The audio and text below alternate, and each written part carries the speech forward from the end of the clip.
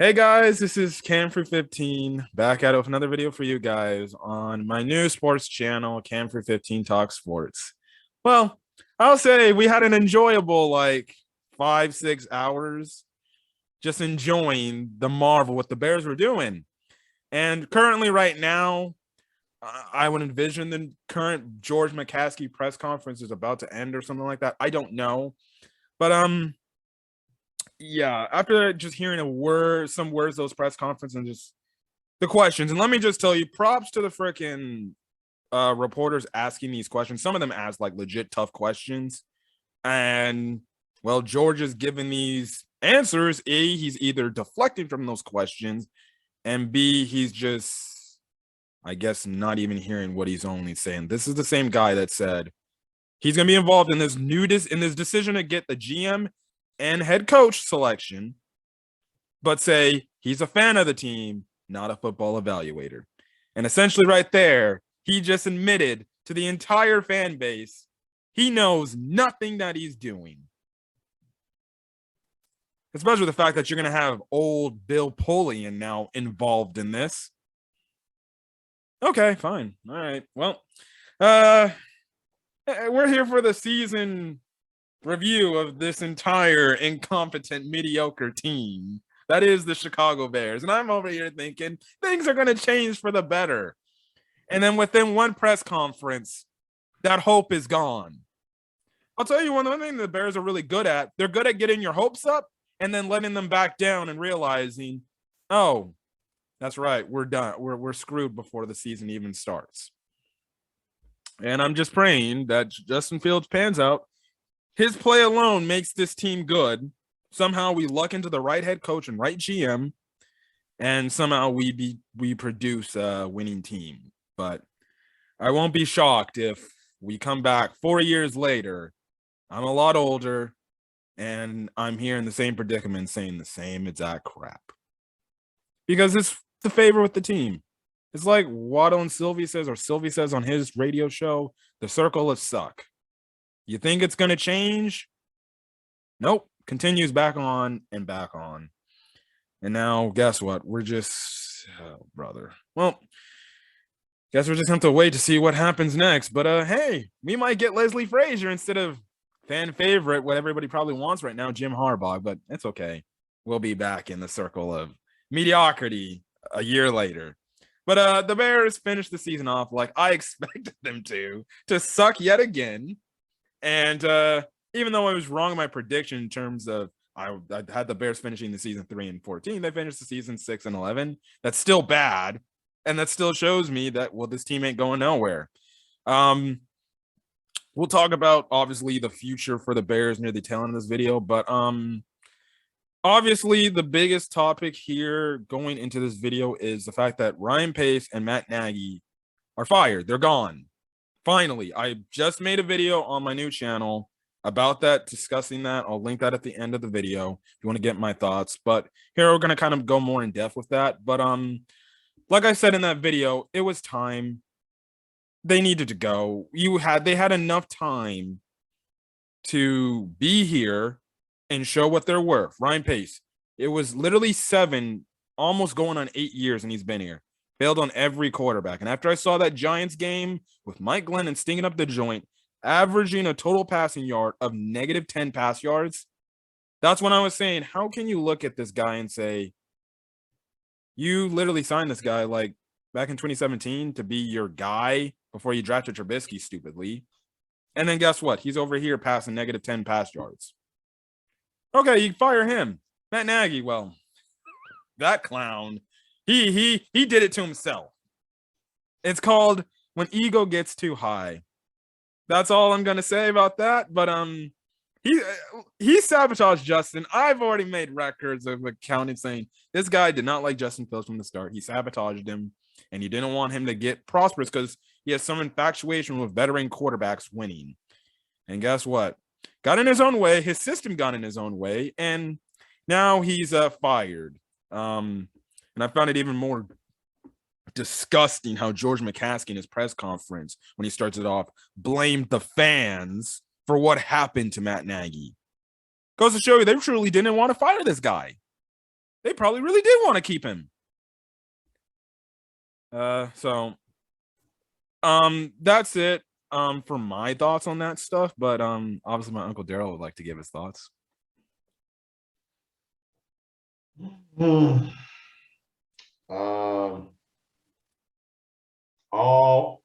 I am happy that the Bears made these adjustments in the front office today. Make no mistake about it. I am happy about that. I have always been a long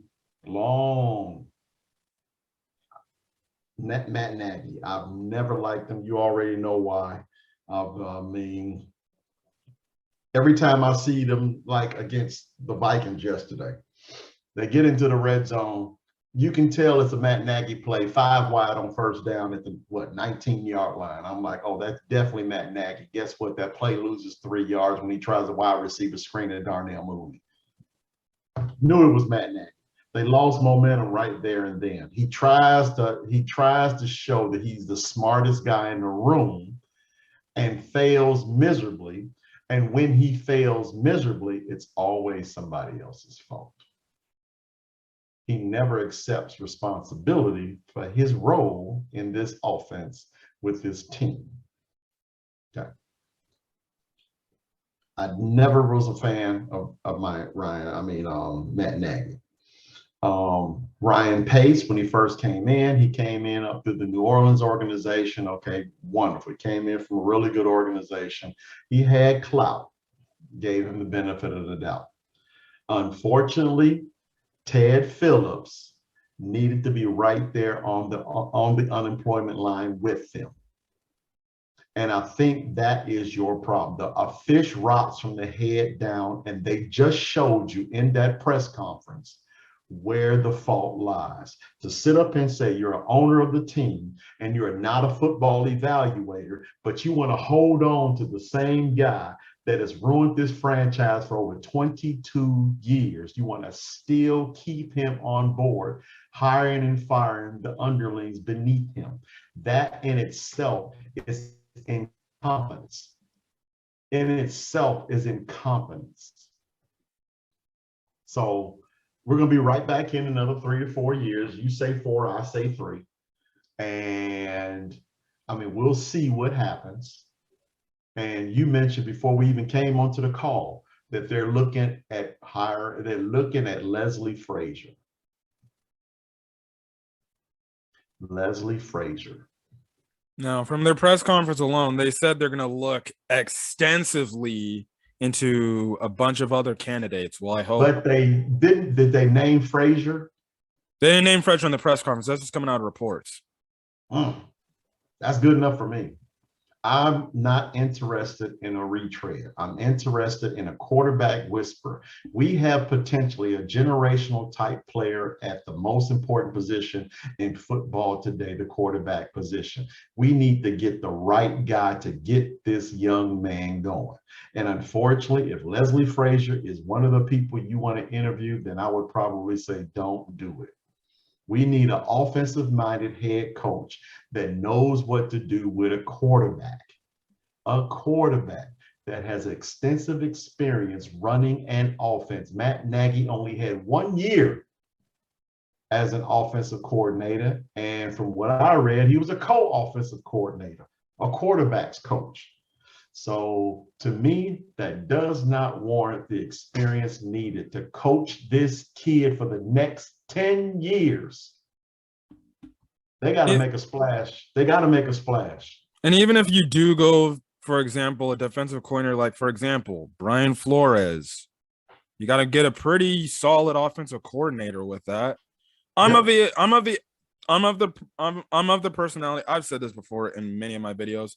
I just want a culture type coach where he just comes in. He has some influence on offense and some influence on defense, but ultimately, then this is the one thing about the Matt Nagy era that obviously is talked about widely, is the fact how undisciplined this era of Chicago Bears football was. I want the type of coach that comes in and makes sure and knows these players that they know they cannot let nothing get back. Like Mike Tomlin type of coach, for example. Like my top choices right now Are Harbaugh, of course. Sean Payton, I don't know how you can lure him away from New Orleans, but he's been thrown out. Brian Flores went up in terms of my head coaching search, but I'd rather have him as a DC. But I wouldn't be mad if he would be considered as a head coaching candidate, because even though the Dolphins weren't a playoff team, you look at those Dolphins teams and they were pretty competitive for the most part. So that was the whole thing there. But you just look at this whole coaching situation, and Nagy clearly got in his own way. He didn't want to take the due diligence to actually, what I might say, freaking use the talent to the best of his ability. If you watch yesterday's game, it was a Matt Nagy coach game of his entire era. 3 4th downs and shorts, and you don't give it to your running back. And they were killing them on the left side, man. Even listen, Akeem Talib, he kept saying it throughout the game. The left side of your offensive line is blowing these guys off the ball on that crucial 4th and goal. He said it. It was clear he said it. Run the ball to the left side. You guys are blowing them off the ball. You'll get in the end zone if you run to the left side of the ball. They did play action with freaking Andy Dalton. Yeah. Play action with Andy Dalton. And all quarterbacks in the league, you're going to run play action with Andy Dalton. Yeah. That had Matt Nagy's fingerprints all over it. If that was a Bill Lazor called play, that would have been a run right up the darn middle. Yep. But that's neither here nor there right now. Neither one of them are gone. My coaching, I still say let's get a quarterback whisperer. I would love to see Greg Roman. No, I would take that. He would be on my list. I would love to see Greg Roman. I don't know about Brian Leftwich. A lot of people are jumping all over him, but when you have the greatest quarterback of all time, any offensive coordinator gonna look good. So I really don't know. I don't know about him too much. That's the same. That's the same thing that I say about Matt LaFleur and Nathaniel Hackett, who's over there in Green Bay. Aaron Rodgers, if he leaves, God help me, he leaves. You saw what Jordan Love did in that Lions game yesterday. Yeah, man. Yeah, whatever. I mean, yes, it just goes to show you that when you have a great quarterback can really, really hide your deficiencies as a coach. But when you have a young quarterback that's wet behind the ears, but he has a lot of potential, a lot of talent, you need a quarterback whisperer that can bring that guy along, whether it be your offensive coordinator or your head coach or what have you, a QB coach or something of that nature. You need someone that can be able to give this guy the tools he needs to perform Sunday in, Sunday out. Brian Daboll, I thought about him and how the job he did with Josh Allen.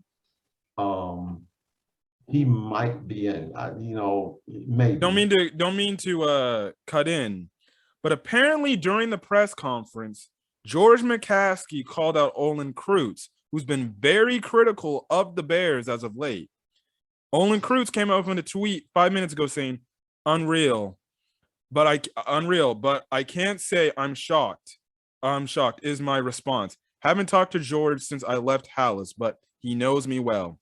Crazy response by him. I'm going to try to find this exact quote he said, because it seemed like this must have been some sort of... Now, there was news that came out like a week or two ago saying that, guess what? The Bears wanted to bring in Harry Heastan, who was the offensive line coach back in 2018 at the time, wanted to bring in Olin to help out the offensive line, be like some sort of consultant role. But the Bears were going to pay him $15 an hour. $15 an hour. Yeah, I saw that report. And, just insulting. It was just damn stupid and just insulting. Yeah. So just, if it's true, but I'm gonna try to find this quote right now. Oh, apparently George McCaskey called Olin Kreutz a liar. Yeah. That tells me that, honestly, that tells me that not only he does not ignore the Chicago media. Yep. He knows what the media is saying. So any moves that he makes is geared not to better the team, is geared to appease the media. And I honestly think that's the wrong course of action. The reason why we keep doing this dance with the Bears is because the people at the top, they keep trying to focus on certain individuals to please. Don't do things to please the media, because the media will flip on you in a heartbeat. Why don't you just do what's right for your players, your organization, and the city itself, and you'll be fine. And that's something those McCaskies in the last 20 years, in my opinion, has just ignored. Ignored. Well, fire Lovie Smith with a winning record.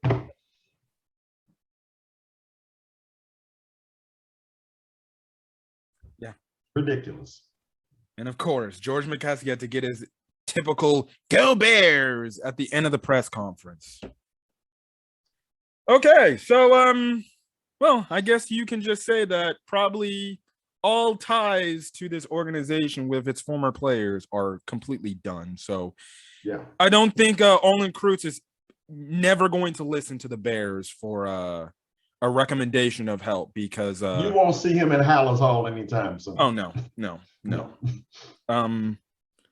I think, and I'll go back and watch this press conference after this video and hear what he had to say about Olin, because I know a lot of fans said, I would like Olin to get some, maybe in there in the building and just tell these guys and have it all set up and everything. But look, I know a bunch of old Bear players support Olin and everything.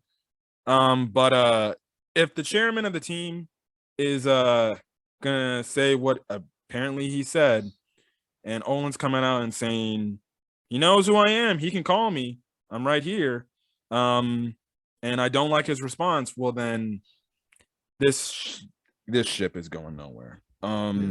Well, I mean, would you honestly consider Olin Kreutz as a coach, other than I want to say like a coach, offensive at the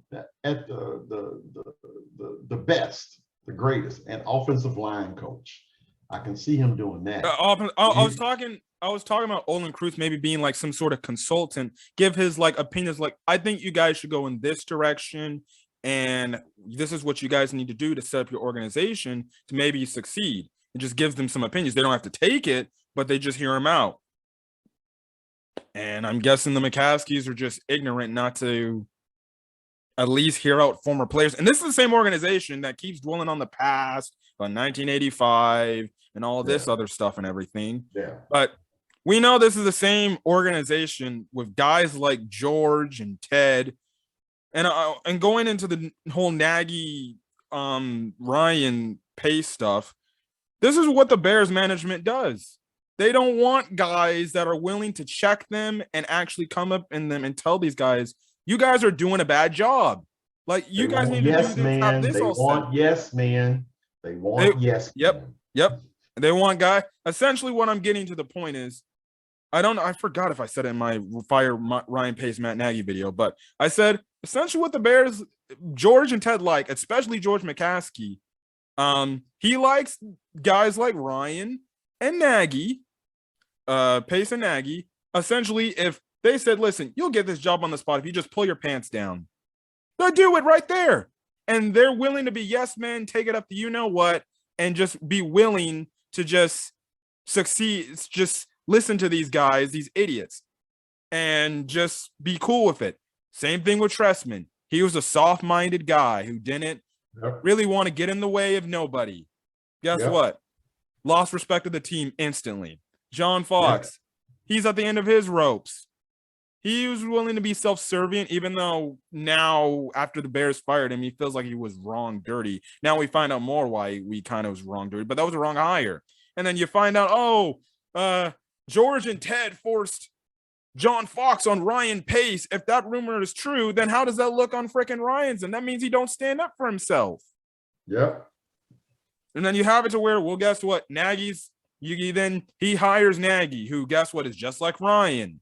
coward. When Ryan was here, everybody was looking to see, hey, Ryan, where are you after Trubisky bust out and he's not doing anything? He goes, hides in his little closet room, wherever he's in the bowels of Chicago, and he never showed himself during the season. Same thing with Matt Nagy. He'd give these bizarre press conferences and just talk about all these simple stuff. And when somebody asked him a question that held him accountable, he would just cower out into flame. Same thing like when Nagy would coach on the field. When it's fourth down, and I said this last year, I found it so hilarious how after we missed the playoffs and after Nagy knew his time was up, he then starts going for it on fourth down over and over and over again. But where was that when it mattered most, when you had a chance to make the playoffs? And there was many times where it's like, I know the ball's at midfield, but you got to go for it. You just feel like you got to go for it there. And Nagy just punts. It's just a bunch of cowards up in this organization. Yep. And I know we were going to talk about the season as a whole. We'll get to that, but I just want to react to this whole news now because this isn't going to change. This isn't going to change at all. And there was a question in this press conference asked to George, like, who is holding you accountable, dude? And he's literally like, well, that's up to the owners, which is his 99-year-old mother that, quote unquote, he said from his mom that she was very disappointed in this past season. That's like the quote she said after the end of the 2015 season when she's like, I'm pissed. Yeah, what is a 99-year-old woman going to do? Nothing. Lord have help. Lord have mercy. I bet she's probably a nice woman, but she might have to have a Betty White. My goodness, she's 99 years old. I'm still shocked she's living this long. But when you have friggin' George say, it's her and the board of directors just holding me accountable for my job. Who's on the board of directors of the Chicago Bears? I would envision other McCaskies and other people. And clearly, when you go up to that area, then you look at the board of directors as a whole. You would envision Virginia's there and whatever else other McCaskies are there.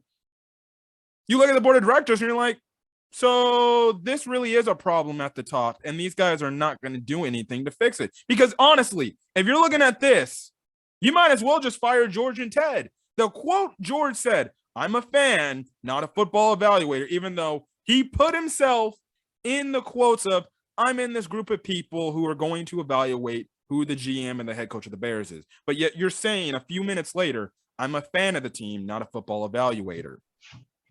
That should have been immediate termination by the board of directors right there. If I was in the board of directors and I heard that comment, I'd be like, George, come here. Why did you say what you said? Well, you see, that's what I said. Okay, then here's your pink slip, and you fire him. This is why people think we are idiots, because you get on national TV, well, not necessarily national TV, a press conference where the entire city is potentially watching, and you, as the leader of a football organization, the one who runs it, the one who probably signs all the checks, simply says, I'm not a football evaluator. Man, right now I just checked. I'm not a football evaluator. That's Ted's job. Yep. Okay, so you know when a particular employee is underperforming, and if he's been underperforming for 20 plus years, then I think that particular employee has done his time and he needs to move on. Ted Phillips needs to move on. But we were saying before the call that Ted Phillips must be him and George must be aces. Oh, don't worry about it. I got you. Don't worry. When we get in this press conference, I'm gonna say it's all me. Yep. I can't be touched. I'm gonna say it's all me. Don't worry, I got you. And it's just, yeah. Yeah, every Bear outlet I'm just on through my TL on Twitter, they're just, well, what you would say deflated and just sick and tired of it, because guess what? Yeah. As a fan base, we just have to sit here and just deal with it. And the owners and the people up top know damn well how the fans feel. and they know they can do better, even if they don't know what they're doing. But But guess what? the fans are still gonna buy those Yep. tickets. They're gonna still buy the merchandise. They're Yep. still gonna show up on Sundays. Yep. The gate receipts at Soldier Field or wherever they're gonna be playing anytime soon is gonna be booming. Yeah, I can still put a mediocre product out there because you guys are gonna come regardless because you're fans.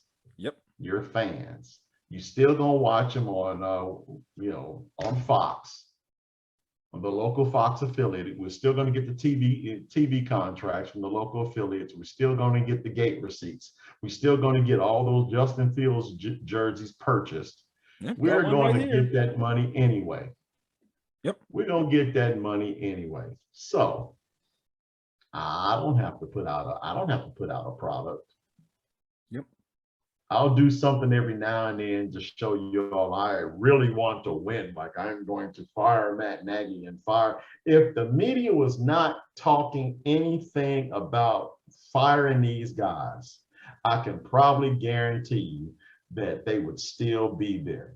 They only got fired because of pressure from the media, not because they were underperforming, not because the team was doing wrong, not doing well. Not because that Maggie was not a media darling. We don't need a media darling as a head coach. Ditka wasn't a media darling. I mean, there are coaches who are not media darlings. And to me, that's going to doom Harbaugh. No, that's going to doom him. Yep. If they're looking for a yes man, then yeah, they'll probably grab, some old fogey or some retread, or bring somebody back from Bears past to coach the team or run the team as a GM. It's not going to be one of those innovative hires that we never saw coming.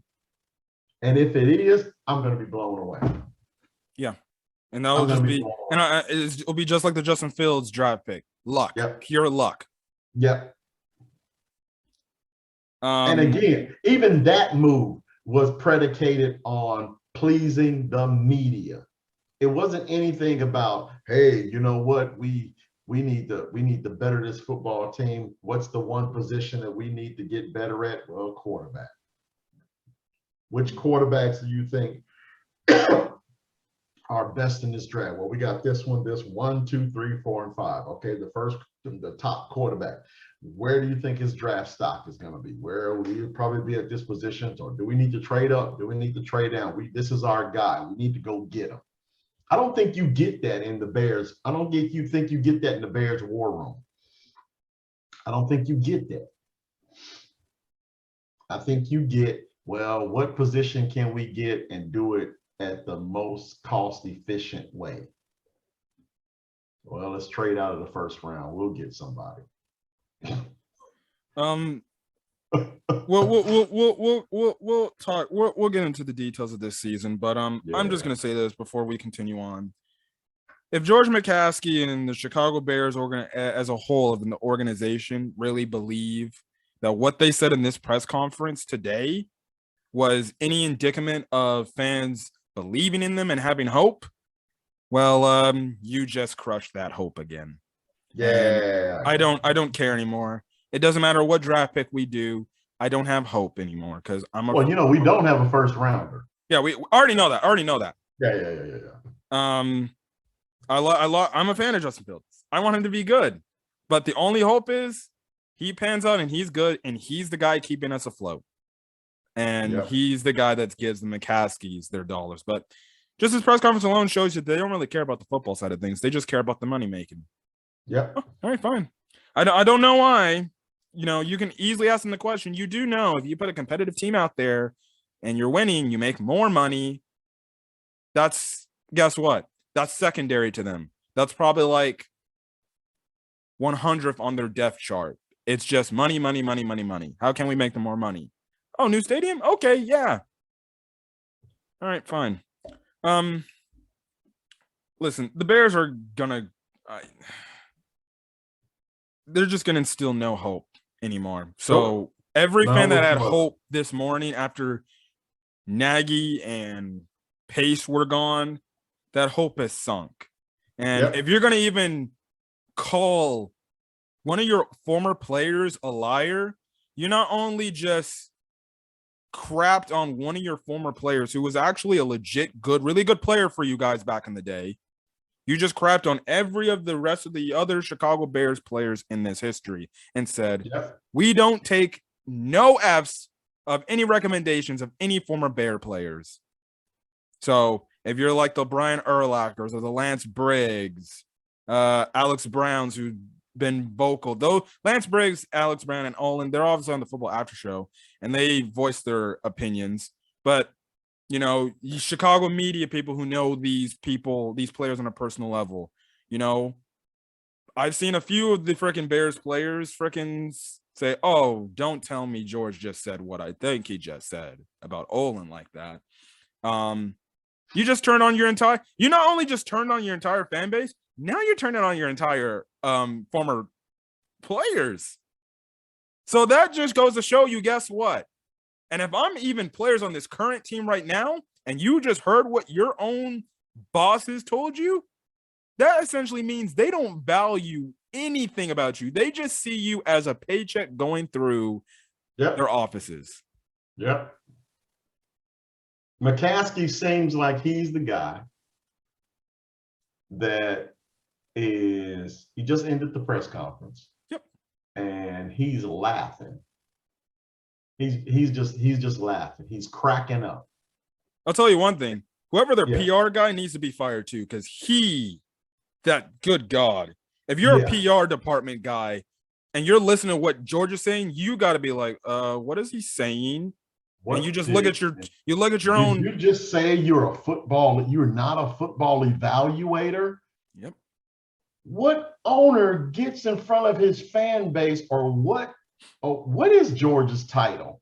Chairman of the Bears. Chairman of the Bears. Chairman slash. Oh, better yet, what person in charge of any football organization is going to admit that in front of his fans? I'm not a football evaluator. Yeah, I also think the media members that were there in the Zoom call, if I was there personally, I probably would have just hung up the call and be like, yeah, I think I have my story, all I need to write. Yeah, I gotta admit, I've got enough. Yeah, I would have been fine after that comment was said, and every media member is like, George, thank you for your time. We're just gonna get out of here. Yeah, we're just gonna leave. And yeah, thank you for your time. No, I'm good. Trust me. Let me I gotta go. Hey guys, stop the presses. You would never believe what the chairman of the Bears just said. Yeah. I'm not a football evaluator. What the? Yeah. Yeah. I'm so glad I'm overseas.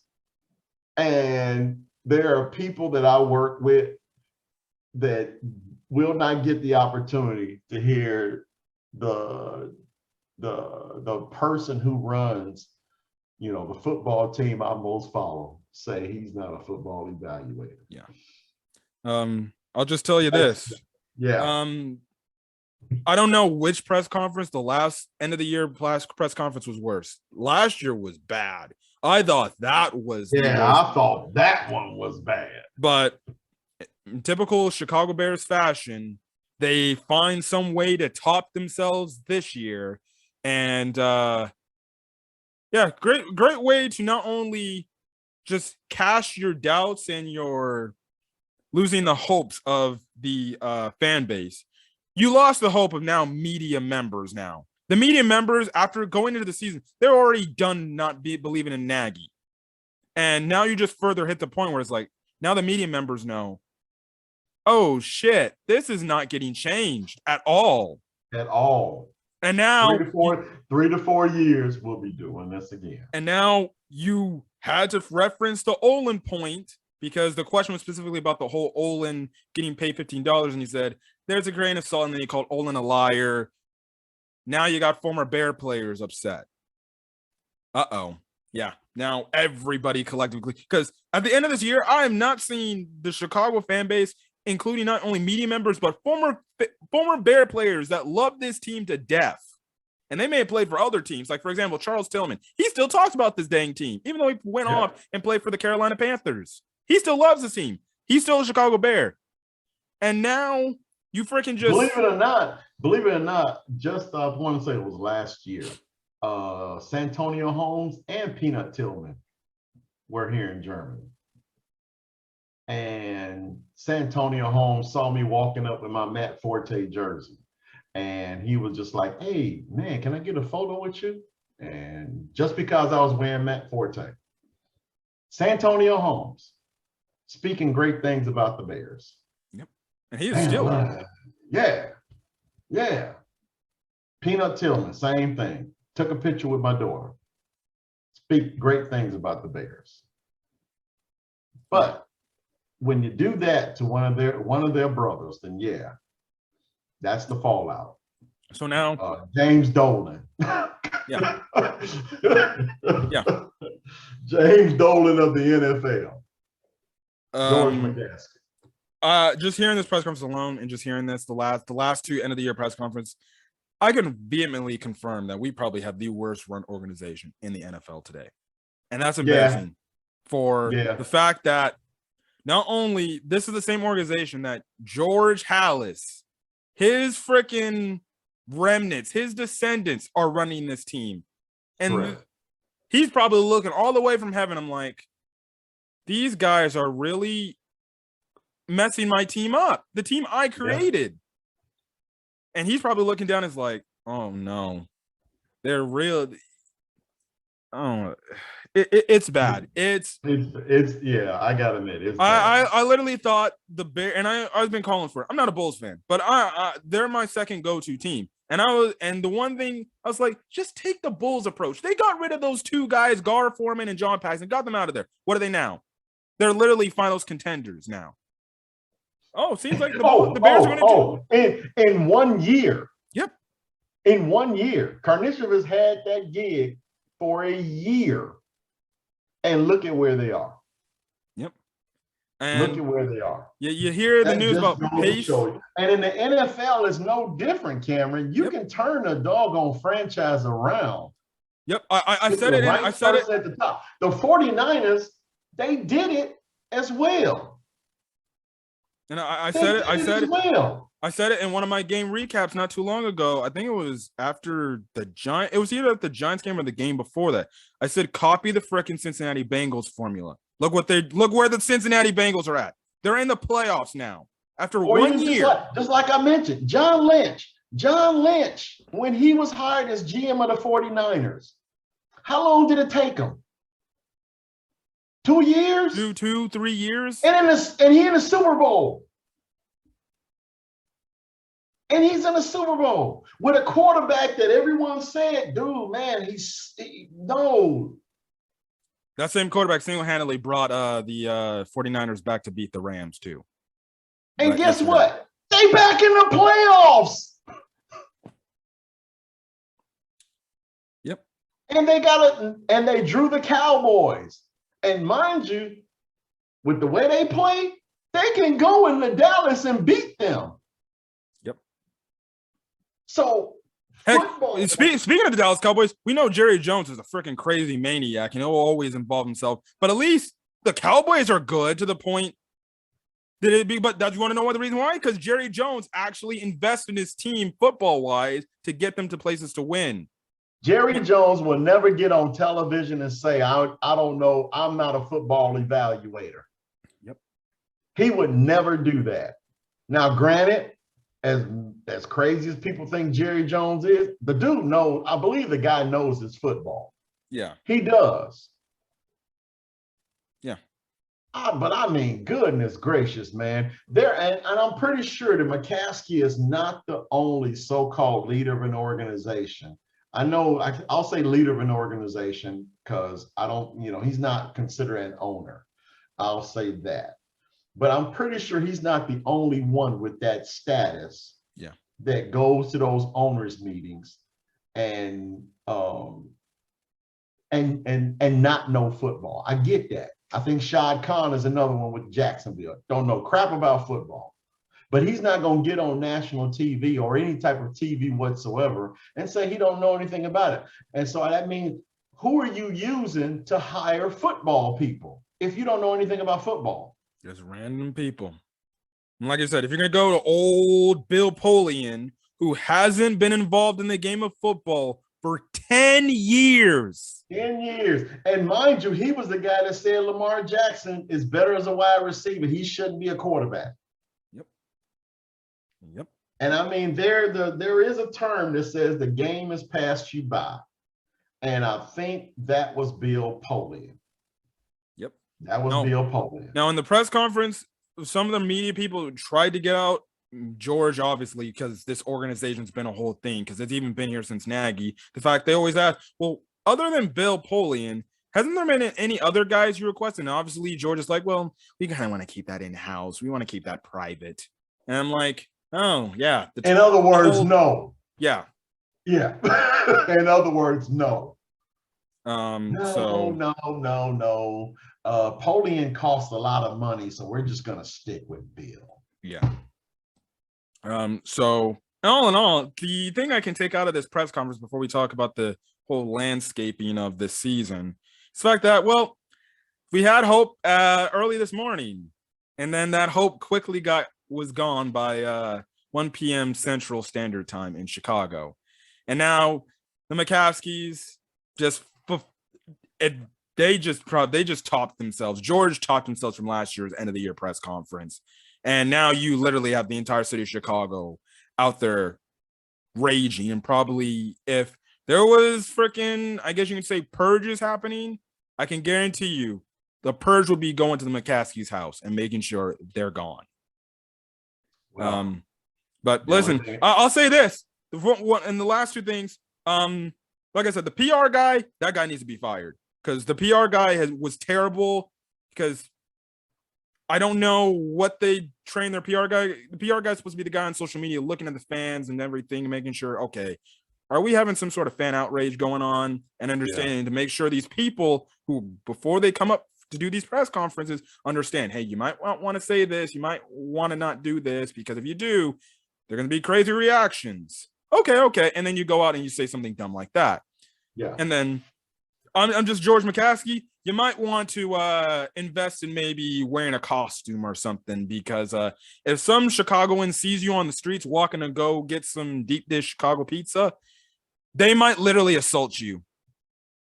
And you know, what worries me, and I'll tell you this, if you are a person looking to become a GM, why would you come here? Yeah, why would you come here when the person who's going to be doing the hiring basically just admitted, I know nothing about football? And essentially, in the same press conference, George just took it as, well, our football guy going to be our GM. Oh, all right, fine. Your football GM is going to, your football guy's going to be your GM and head coach. That doesn't sound convincing. Especially when you want yes men. Yeah. If you want yes men, then I mean, it would help to know something about football. Yeah. Something other than how to spell it. So the cancer of this team truly lies with George McCaskey and Ted Phillips. They can fish rods from the head down. George McCaskey's the chairman. They can still fire this guy, even though he's like an owner of the team. He just can be the owner and just be up in the press box with his mama. Fire this guy like you did like with Michael McCaskey or something like that. Yeah. And then you fire his running mate, Ted Phillips. Because if you have George McCaskey shilling me the fact that Ted's a great guy and stuff like that, well, okay, apparently Ted's going to have no say in the football stuff because he's worried about getting this new state-of-the-art stadium that I'm still waiting on to see. And it's still shocking because won't the city of Chicago have to back that whole thing? I don't know if the city of Chicago wants to back that now if you're going to force feed us crap. Agreed. So guess what that means? You're going to be stuck with crappy Soldier Field with their terrible turf. But anyways, moving on from the whole management thing. Let's just talk about this entire season as a whole. And just talk about some things that we like, some things we obviously didn't like, other than really ownership stake at what's going on. In terms of the obviously standout players of the year, I would have to say definitely goes Dave Montgomery, Roquan Smith, who got snubbed again. Good God. Robert Quinn, most definitely. Robert Quinn, he had a bounce back year. I was one of the people criticizing him that he didn't show up. Me too. And he bounced back, and we really truly saw, oh, he's healthy, he's on. And we only hope that if Khalil Mack or Robert Quinn don't get traded this offseason by the new GM, you hope that Khalil Mack does the same thing, and not the same thing, but similarly has a crazy coming out party next year, where it resembles that 2018 year when he first got here, and stuff like that. Those would be my three standout players that were good. Other players particularly didn't really stand out other than those people, because, well, either other guys didn't step up, or B, they just didn't play to the level we thought they could play at. Okay.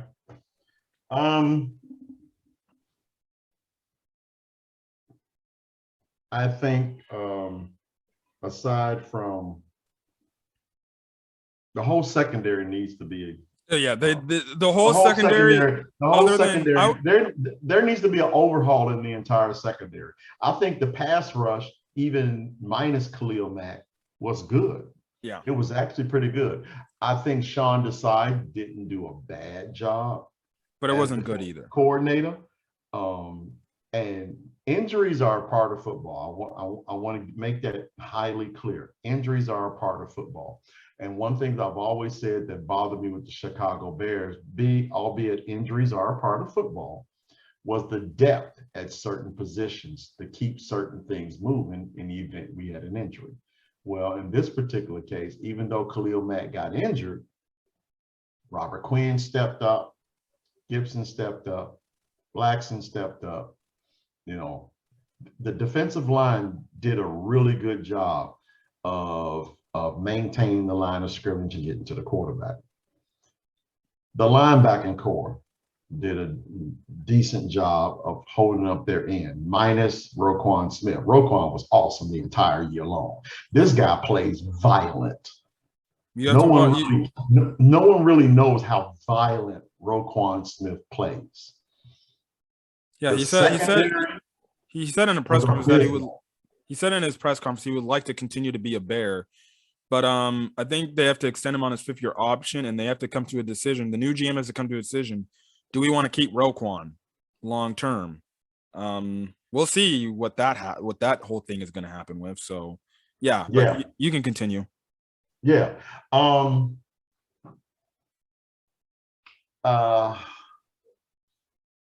Offense. It's really hard to grade the offense when the person calling the plays was just so abysmal at doing it.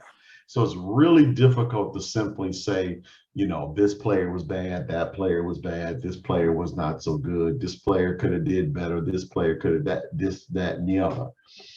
But Matt Nagy was just that bad that you really can't really simply say that, Darnell Mooney was actually really good. Mm-hmm. However, Darnell Mooney was good. Mustipher was bad. Maybe if we had some different coaches, we wouldn't say so much, about Mustipher.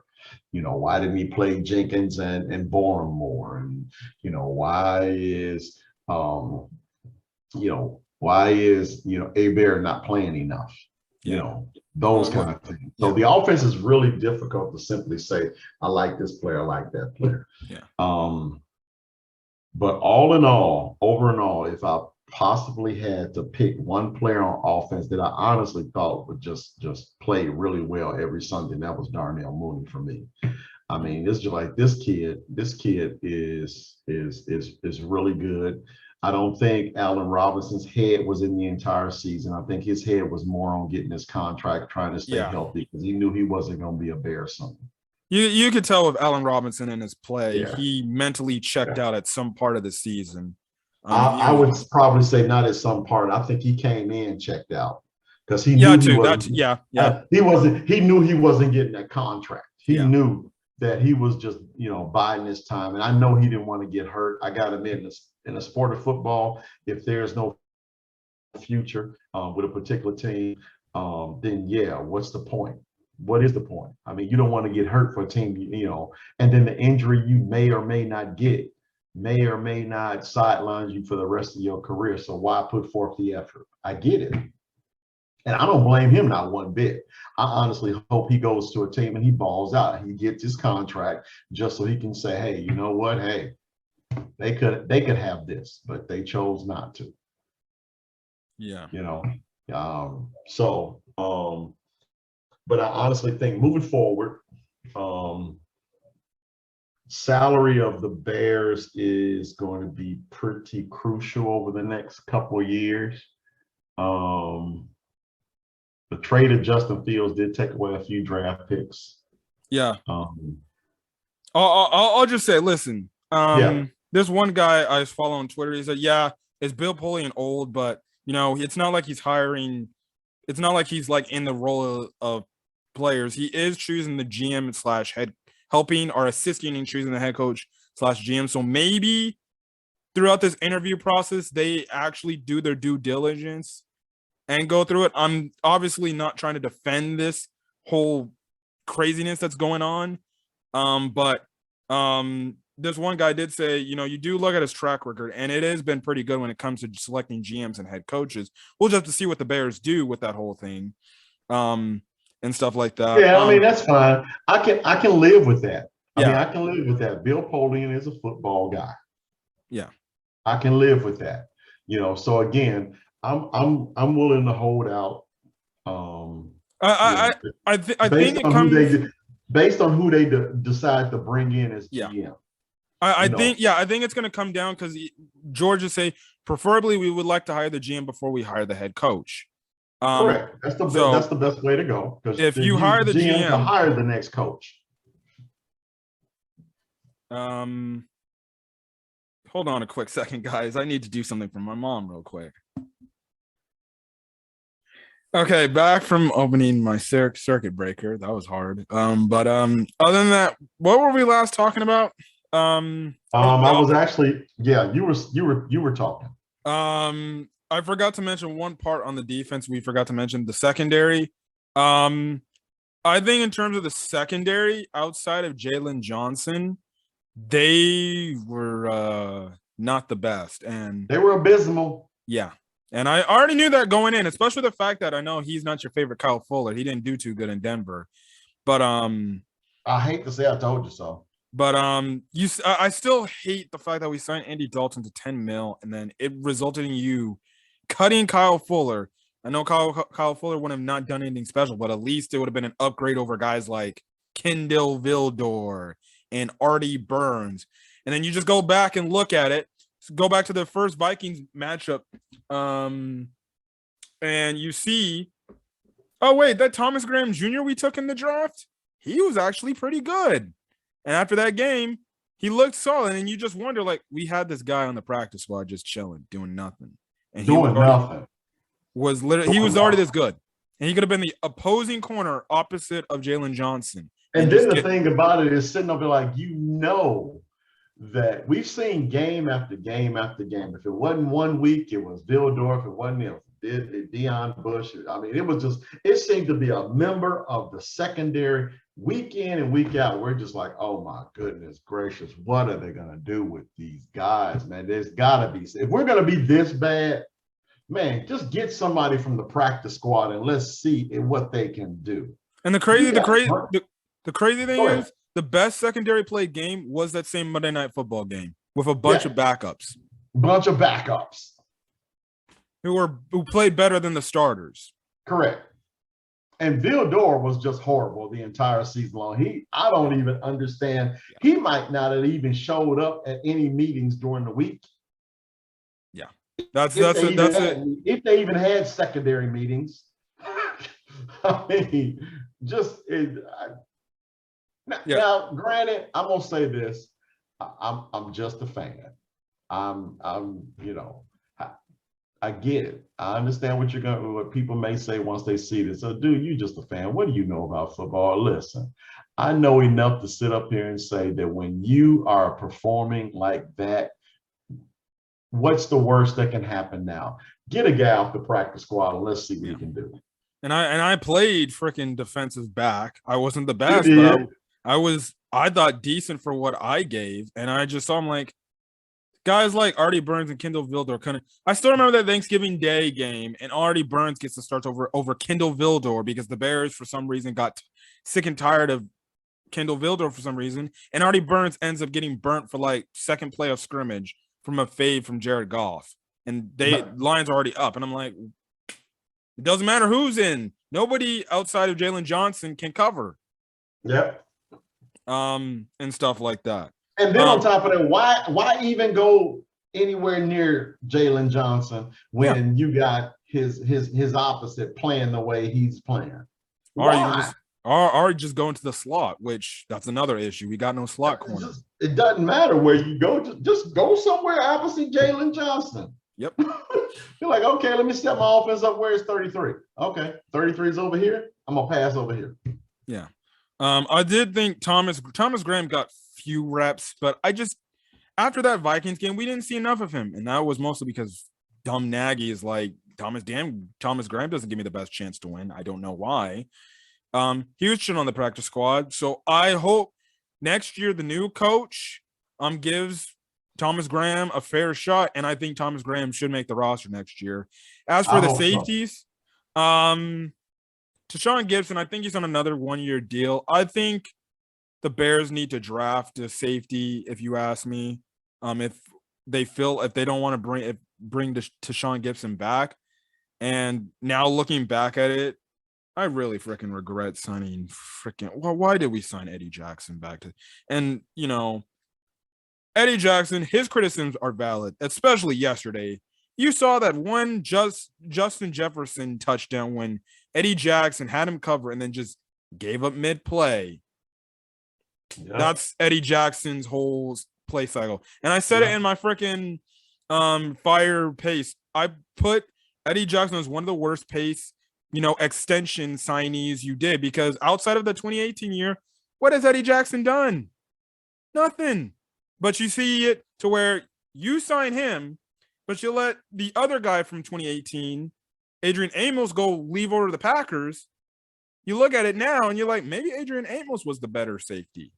And we probably should have kept that guy. Eddie Jackson did just enough to get that contract signed. Once he got that contract signed, it just seemed like he was playing cornerback at Alabama again. He just didn't do it. And the crazy thing is, before this season even started, there was a Bears video on their YouTube page of Eddie Jackson telling more of these young corners, hey, guys, you can tackle all right.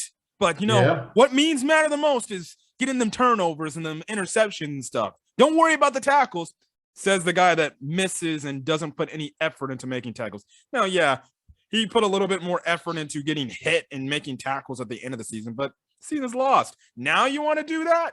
And then it's already bad enough because earlier in the season, he was calling out Lance Briggs for some dumb reason. Oh, golly gee. So, listen, if the new GM says, I don't want a guy like Eddie Jackson back there, I'm fine with them just maybe looking to trade Eddie Jackson. I'm perfectly fine with that because he hasn't done anything. Yeah, and I got to admit, I think he's on the books. He's definitely on the books for 2023, 2024, 2025.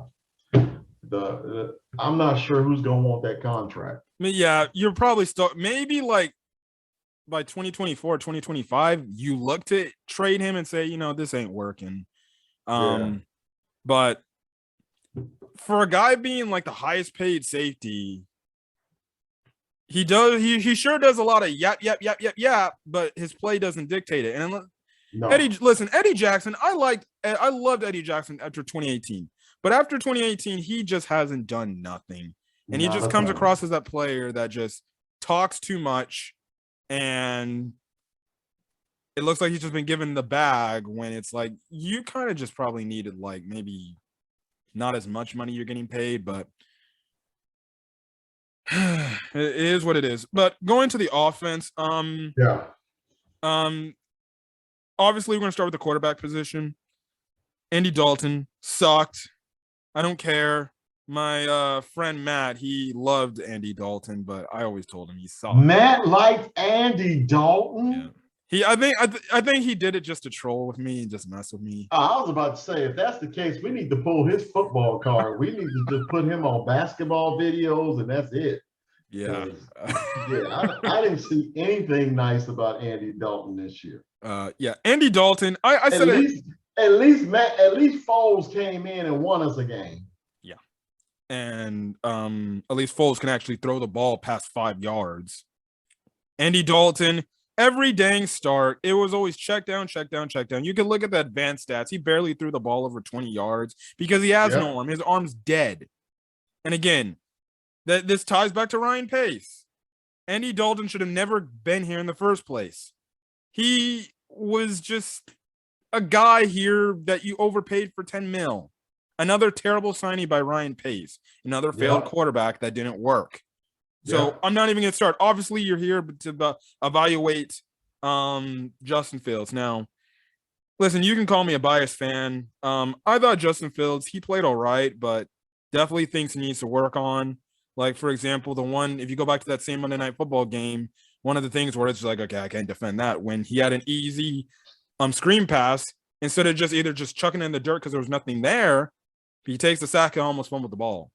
That's one thing he has to work on in the offseason. And if I'm right, that game he took 3 sacks he shouldn't have taken. Yeah. It was quite a few sacks that game. Yeah.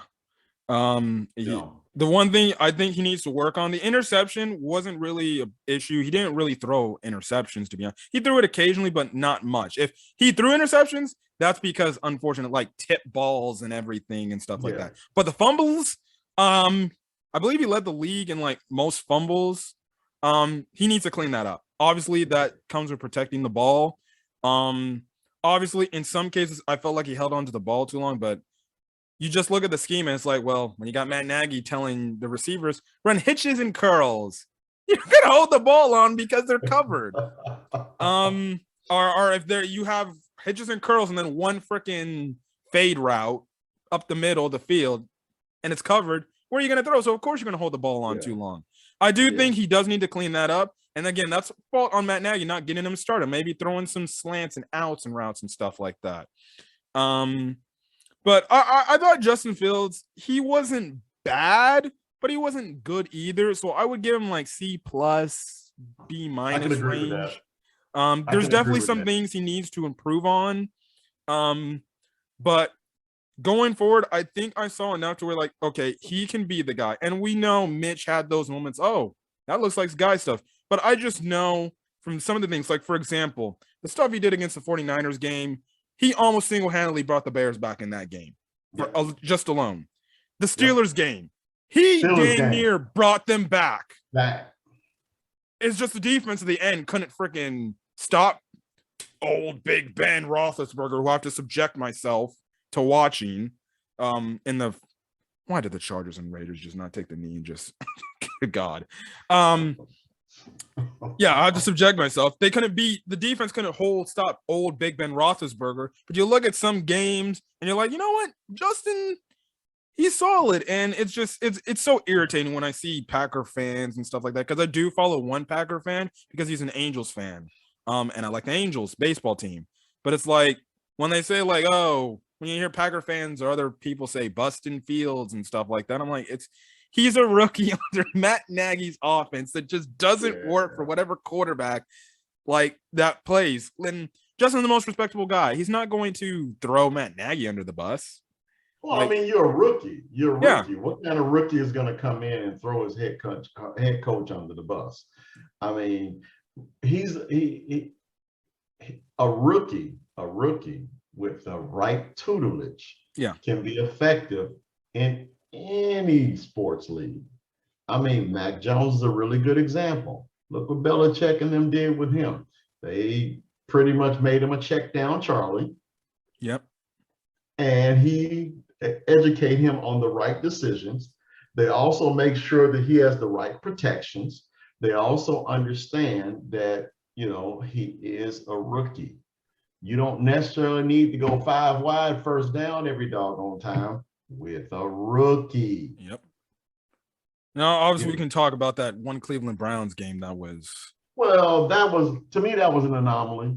I say that's more on Nagy. I say that's probably one of the that game is more on Nagy than anything. That was one else. of the worst play called games you could set your young rookie quarterback up to fail. Yeah, and yeah, you know, I mean, again, we talk about personal interests and things of that nature. We were also talking about who was the guy in the draft room that wanted Justin Fields. Ryan Pace. A lot of people and were Matt thinking Nagy. It was a lot of people thinking it was Matt Nagy, but it's more than likely Ryan Pace. Right. We were saying, no. We saw Ryan Pace over there, and he didn't look too happy to once that selection was made. Matt Nagy seemed very, very animated and things of that nature. I don't know if these two are on the same page, and I think I took more of that away than who wanted Justin Fields and who didn't. So I just honestly think that moving forward, if Justin has the right head coach, then he'll be fine. That's the issue. We got to make sure we get the right coaches around this guy so we can develop him properly. Yeah. And as everyone's already seen, we don't feel that the ownership currently constructed can do that. Yeah. But who knows? Maybe we luck into getting a good head coach. Maybe. Who knows? Maybe. We'll find out. Sirianni with Philadelphia turned out to be pretty good. Staley with the Chargers turned out to be pretty good. So, I mean, there are coaches out there, I'm sure. So I'm not gonna, and I know you're not either. We're not just gonna, jump on a guy because he's a new face and a new name and things of that nature. McVay was a new face and a new name we didn't know anything about when he was hired from being on Washington staff, and that team was abysmal too. But Sean McVay turned out to be one of the better coaches in the league. So we'll see what happens. However, if they hire a retread, then I'm gonna be really worried. Yeah. Like if you're gonna hire somebody from the Bills, I'd rather you just hire Brian Daboll. To me, if you're going to hire someone from the Bills, do Brian Daboll. I honestly think, I'm not going to say he's a great head coaching candidate, and I know we're different off some. We want to get back to the team itself. He is one of the ones who is specifically responsible for developing Allen. Now, if there's somebody else in the Bills organization that did it, I mean, I would like to know who the person was, but I think when Allen was drafted, Daboll was the offensive coordinator, and you see what type of player Allen turned out to be. Teams really didn't think Allen was going to turn out great. I honestly said the opposite. I just love that guy's workout. The guy got a cannon for an arm, and on top of that, the guy's mobile. Daboll knew what he had, and he did what exactly any good coach would do, play to that quarterback's strengths. So he calls the offense, unlike and he calls the offense. So I would love to see Brian Daboll get an opportunity to coach Justin Fields. I would love it. Do I think he'll screw everything else up? He probably will. Yeah. We'll see. Yeah, the verdict's still out, and hopefully I have a high good enough feeling that Justin Fields is going to turn out, even if he just is an average enough quarterback. I think with his talents, he's good enough to make this team be good. But do you want to take that chance, though?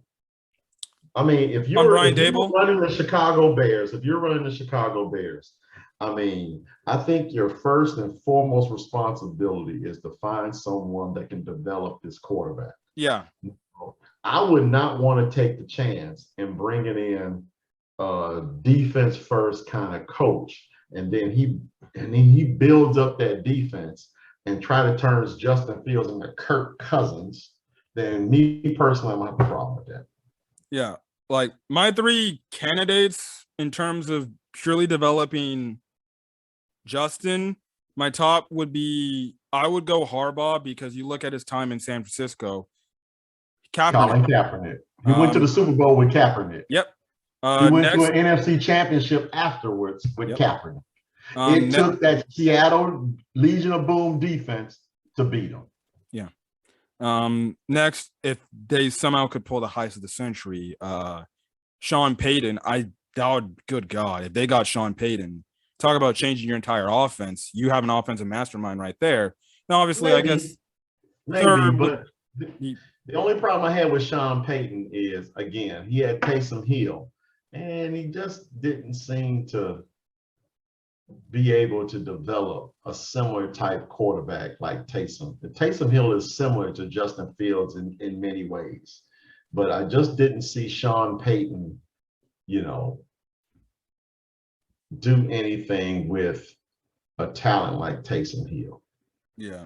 I can say Taysom Hill is a great talent, or even the talent to the level of Justin Fields is at this moment, but they're not similar. I'll give you that. They have similar characteristics. I'll say that. Mm-hmm. And I don't think he did much with Taysom Hill. Yeah. So I'm not a fan of Sean Payton. A lot of people give him this thing as being a quarterback whisperer. But maybe I would prefer to go with someone new, fresh. Yeah. Yeah. Well, we'll see. We'll see. Personally, who's your third one? My third one was Brian Dable. That was Brian Dable. Yeah. Yeah. But yeah, I agree with Brian. I would agree with Brian Dable, but mine would be Greg Roman, Brian Dable, and Jim Harbaugh. Yeah. Harbaugh's my number one choice. I hope they hire Harbaugh.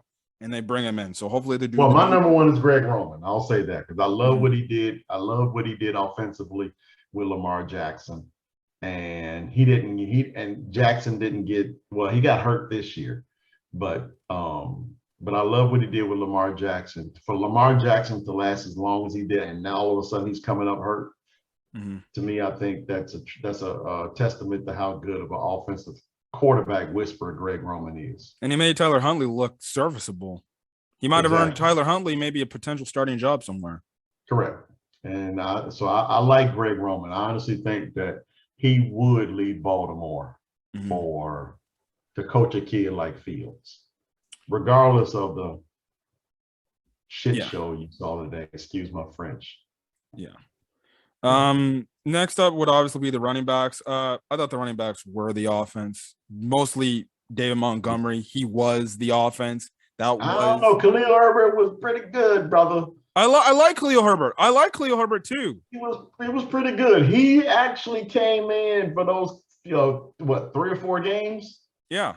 And did very well. I did like Khalil Herbert's play. He did very well. And I didn't like the fact that Nagy in his running scheme, he didn't feature them as a 1-2 punch. And especially Nagy don't run the football. Nagy passes. Yep. He passes. Yep. 5 wide on first down. That's Nagy. 2 tight end single back offense. That's Lazor. Anytime you saw that, then it's Lazor. That's why anytime you see a shotgun on first down, and there's multiple wideouts, no tight end, that's Nagy. Yeah. So that's why I hope for next year that whoever the next head coach is, they know Justin's still along and he still has to come along with this new system we're gonna have in place. And the best thing to do to benefit him is, let's run the football. And we got a nice 1-2 punch with David Montgomery, who's a nice power back who can shed off a lot of tackles. And then you want to bring in a little speed in with Khalil Herbert. Well, there you go. Yeah. I think the running back room is set. Personally, those are my 2 guys. Now I know about the one quitter in the team, Tariq Cohen. Yes, I call him the quitter because he didn't show up this year. I don't know what's going on with Tariq Cohen. Now, I was talking about Eddie Jackson being traded. You trade Tariq Cohen, just get him up out of here. I don't know what the hell is going on with that situation. Could it be that maybe he saw something in his coaching staff that Allen Robinson saw? Well, the only problem is the only problem with that statement is he got paid last season. That's true. So and I think he's on the books for next year too. He's on the books for next year. Honestly, if the Bears, if the new GM is willing to trade Tariq Cohen for maybe a draft pick, like maybe a 3rd or 4th round draft pick, I'm perfectly fine with that. Because I think you need to split your ways with Tariq Cohen and say it just didn't work out. Yeah, Tariq Cohen is on the books for the next 2 years. Yeah, I think you can just trade him and get maybe a third or fourth round pick, maybe fifth round pick for him. Yeah, It's not going to hurt you because what did Tariq Cohen really truly do for this offense? Truly nothing. He was just a gadget guy. He was a gadget guy. He's Darren Sproles 2.0. That's it. Yeah, you can trade him and get a late round draft pick for him and not lose much. Correct. And then two, he's coming off an ACL injury that he may have had a setback from. So you have to question, is this guy healthy? We don't know. I don't know what the whole situation with the Tariq Cohen thing. I think he had a setback and the Bears just never spoke about it because we got to hide everything, apparently. Yeah. So Tariq Cohen, I think you can trade him if they want to keep him. All right, keep him as the third back. With an ACL injury, no one's going to trade for him until they see him on the field anyway. Yeah. So, I shouldn't say that. I'm pretty sure the Bears are looking for someone as a trade partner because right now with 3 running backs in the running back room,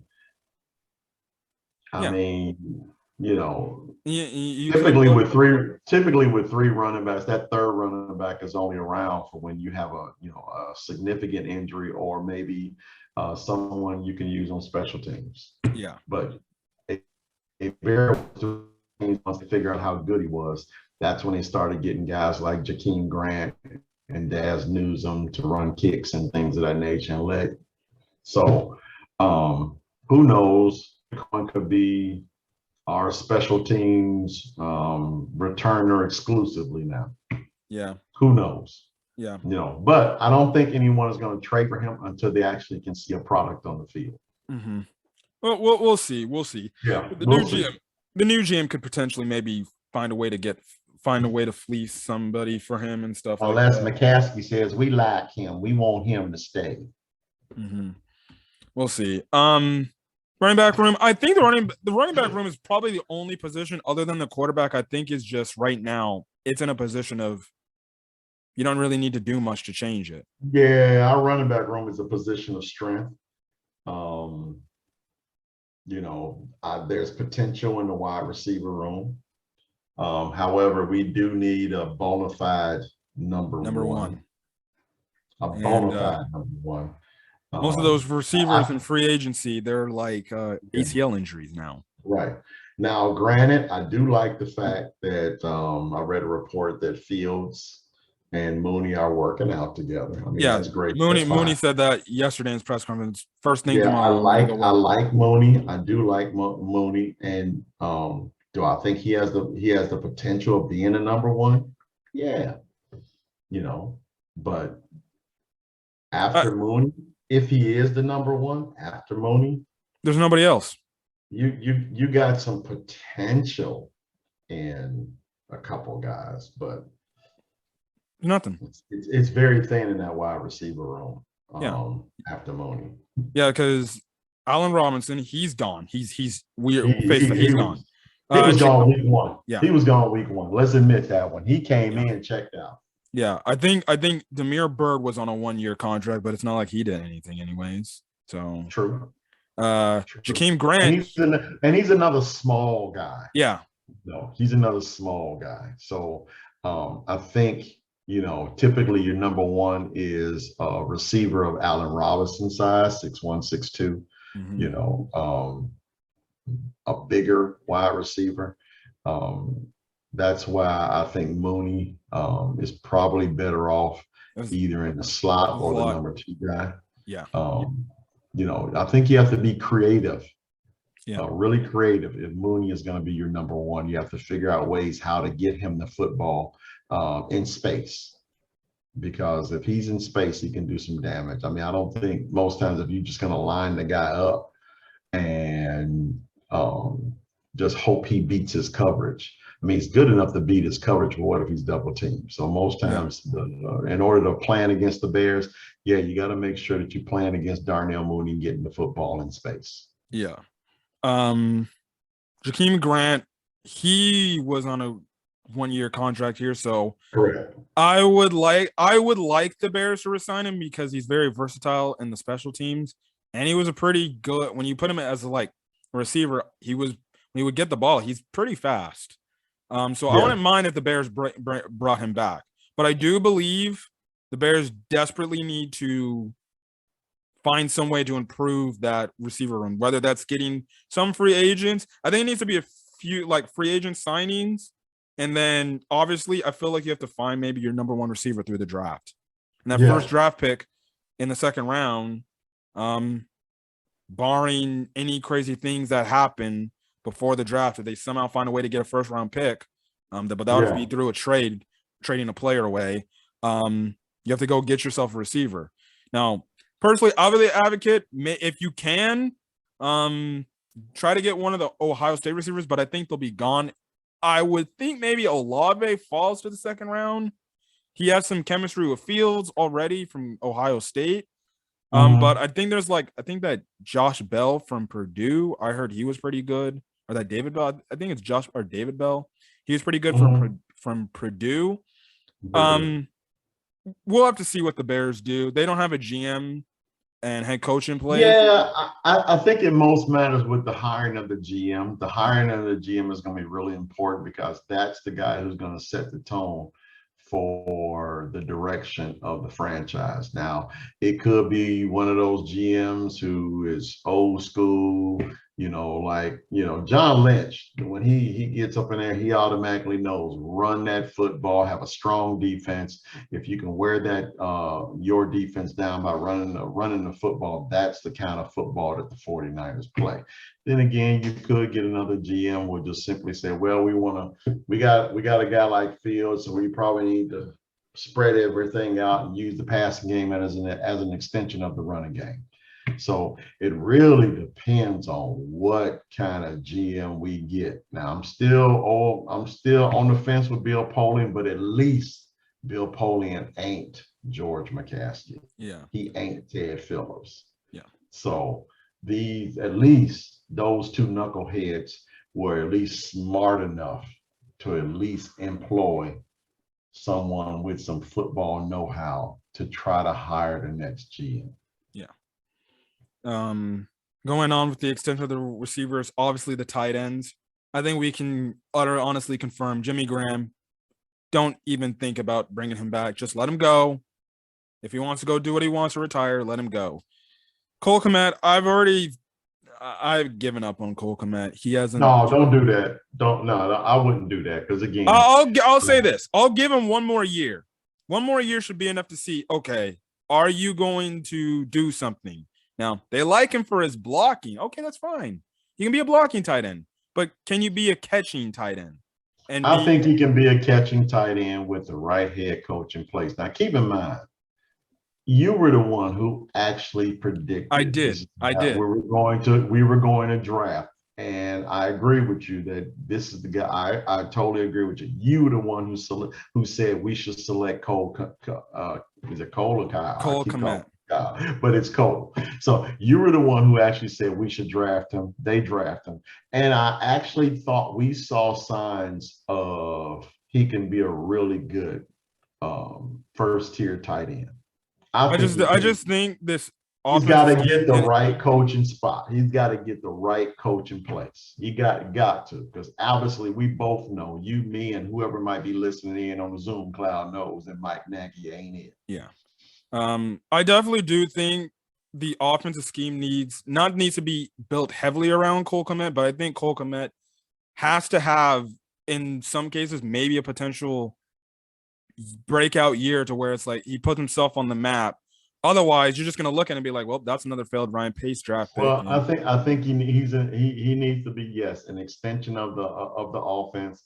It was clear that whoever was calling the plays did not see Kmet as a key cog. It was clear because when they went goal line, it went from, tight end, to Jimmy Graham being lined up, trying to catch him in single coverage with a shorter wide receiver, So I don't think we should close the book on Kmet. Jimmy Graham, on the other hand, let's just let him go. As for the backup, he's a pass catcher. Yeah. and Fields didn't show any type of synergy with him. Yeah. So And we when gotta get. when Go ahead. Fields threw him the ball, he would always drop it. Yeah, whether it was too hard or inaccurate, that's debatable. But it's clear that they did not use him. Yeah. How he means to be intended. Yeah. Because they only used him once he got into the red zone. They barely used and him. Even then, it was so predictable. They line him up on one side. Typically, it's always the left side. They line him up on that side, and you would think you're in man coverage, so they can probably throw a fade route to him and let him just, out muscle his opponent. But if they were in zone, it was irrelevant. Why even go in that direction? Yeah. Yeah. As for the backups, I'm fine with bringing Jesse James back. I thought Jesse James was solid enough, especially with what even though it was the preseason. He actually built a freaking rapport with Justin Fields throughout the preseason. Yeah. And guess what? They barely used him. I say bring back anyone who Fields has a rapport with, because that's the guy right now as it stands. That's the guy that we're hoping is our quarterback for the next 10 years. My three tight ends to have on the roster next year would be Kmet, Jesse James, and then surprisingly shocked, he didn't get enough play time, but for the plays I saw, Jesper Horsted, he was quietly a sleeper. And honestly, I would put Jesper Horsted as the number 2 tight end on this team. Yeah, I can agree with that. And let Holtz and Jimmy Graham go. Yeah. Yeah. That'd be fine. I can agree with that. I've always liked Jesper Horsted anyway.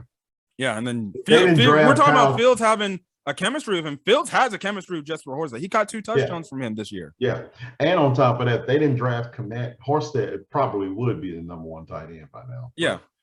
Again, you got Nagy as your head coach. Obviously, is not a great evaluator of talent because he wanted Andy Dalton to be his quarterback. Mm-hmm.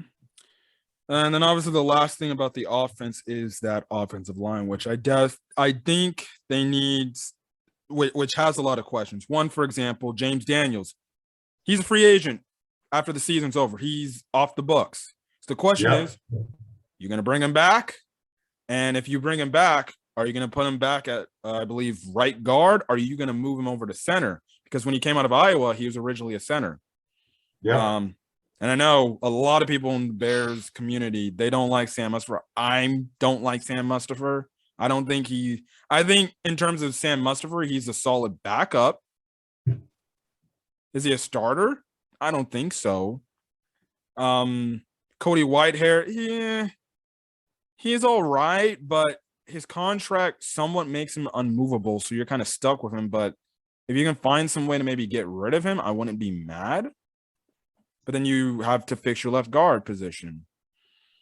And then as for the tackles, I know there's like people who say maybe we should move Tevin and Larry around. I think as for Tevin and Larry Borum, I know for Larry Borum, I thought Larry Borum did a solid job this year. Oh yeah, me too.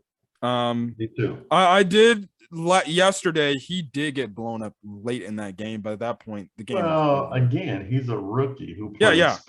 And then I was saying, then the game at that point in time, it was just over. So maybe he just didn't care as much. But Larry Borum, when he first played, and I was watching the first start he had, I'm like, this Larry Borum dude, he's good. He's actually not making no quarterback pressures. He's not letting up sacks. He can be your future right tackle. A lot better than, say, Bobby Massey. Yep. Now, as for Tevin, I like some of the things he did give us.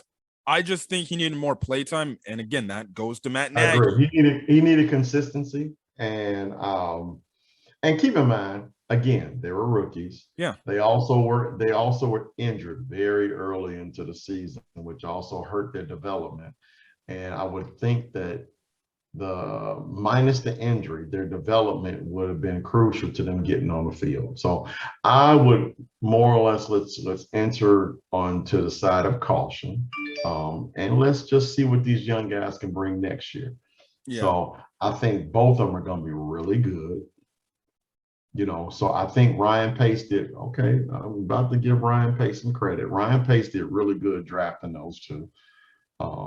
Now his mindset as far as why he drafted them is, a totally different subject, but he did draft two really good offensive tackles or two guys who have the potential to be really good bookend tackles. I don't think they should move them around. I think they Yeah. should just put them I, mean, right in I the keep normal hearing that spots. you should move maybe you can move Tevin to like a guard position. Like just leave him there No, and see if he develops no. at good enough at Leave him there tackle. and let him develop. Leave him there and let him develop. The only way he's going to learn is to make his mistakes at the position, which rookies do. Yeah. I think if you interview any offensive lineman, whether it be a Hall of Famer or someone who's been around for a long time, I think all of them will say pretty much the same thing. I don't think it's a good idea moving players around on the offensive line. It's probably best to just allow him to make his boo-boos and give him time to develop. And I think they'll both be fine with development. Yeah, and that's why I wish in some cases maybe Olin as a potential consultant offensive line coach would be good. But since what George McCaskey opened his mouth, he killed that line because Yeah. now Olin's never gonna come back and ask. And Maybe most times, I honestly think a consultant, when you hear someone, he's going to be a consultant, I think that's just some type of, front office role. front office ploy to give the fan some type of illusion that this favorite of this fan favorite, this media favorite of the local media is going to be actually making these type of decisions when in sense is just something to ink for the paper. So I don't think it's going anywhere, whether it was positive or no. Yeah, so Olin does have his own like O-line school, so maybe him, Tevin, and Borm go there for the off season and they train under Olin. Maybe. Get better. I think actually, what are your thoughts on the center thing? I didn't have a problem with Whitehair at center. I really didn't. But because of all the influx at the offensive line, they had to move. At the time, Whitehair was their best offensive lineman. They had to move him around because he had issues at other positions. So I personally would have preferred Whitehair to stay at center. Mustafa was just abysmal all the way around. So I guess they were trying to find a spot for Mustafa because they moved him around quite a bit too, and they settled on him being a center. But I honestly think Whitehair was much better for the role. So I would prefer if they keep Whitehair and let's just develop the other four positions on the offensive line. I could definitely see them maybe bringing in maybe a free agent center if it's on the market. Correct. Now, like I said, James Daniels, it depends what they do with James Daniels. Personally, I would like James Daniels to return just for continuity reasons, but it comes down to the GM as if he values James Daniels as the left guard. As a matter of fact, and you keep saying it, but all of these moves is going to be contingent upon who they hire as GM. And if this GM's vision of how you play winning football is going to be based on his beliefs, and he's going to hire the head coach based on those beliefs. He's going to ask that head coach, listen, this is how we want to win football games. These are the players I'm going to get for you. This is the kind of stuff that I want you to do. Yeah. It's going to be based on that whoever that GM is. And I hope they make a splash. Oh, man, I hope they make a splash. I also hope the GM kind of takes some notes from what Cincinnati did. Yes, try to improve that offensive line.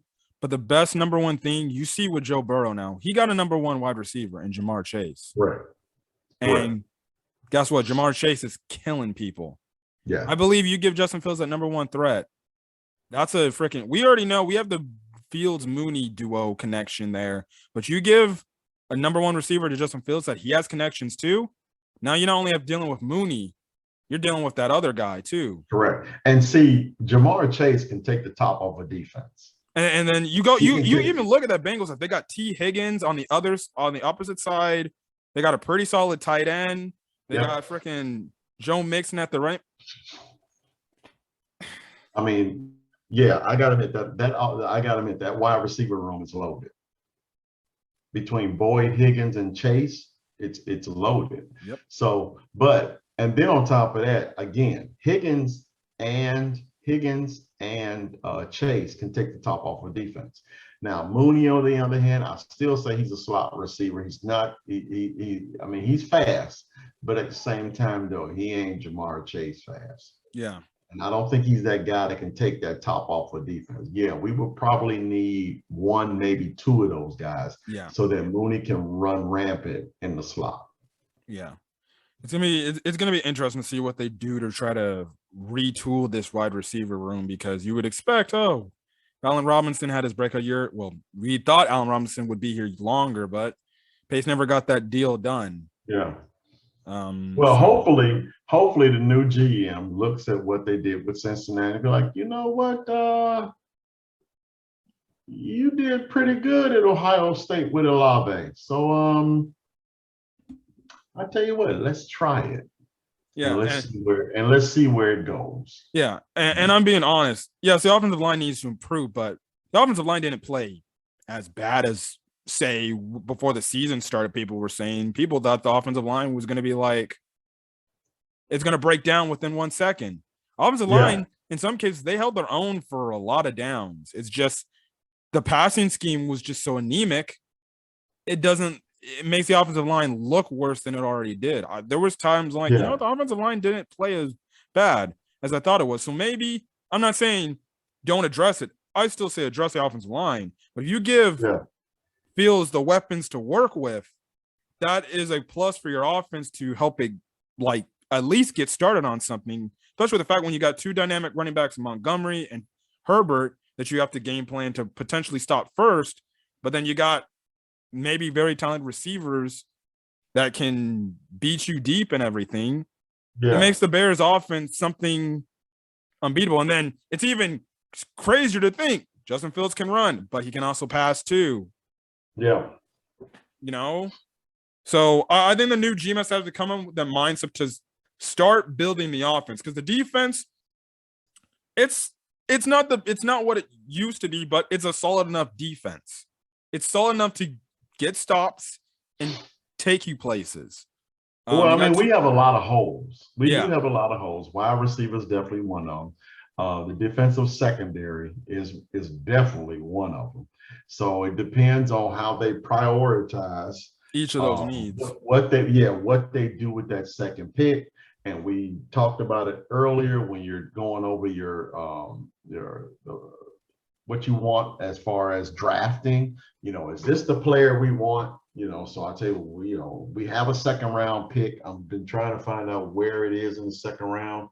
I think it might be actually pretty high. I think it's like the 30th, 9th pick or something. I don't know.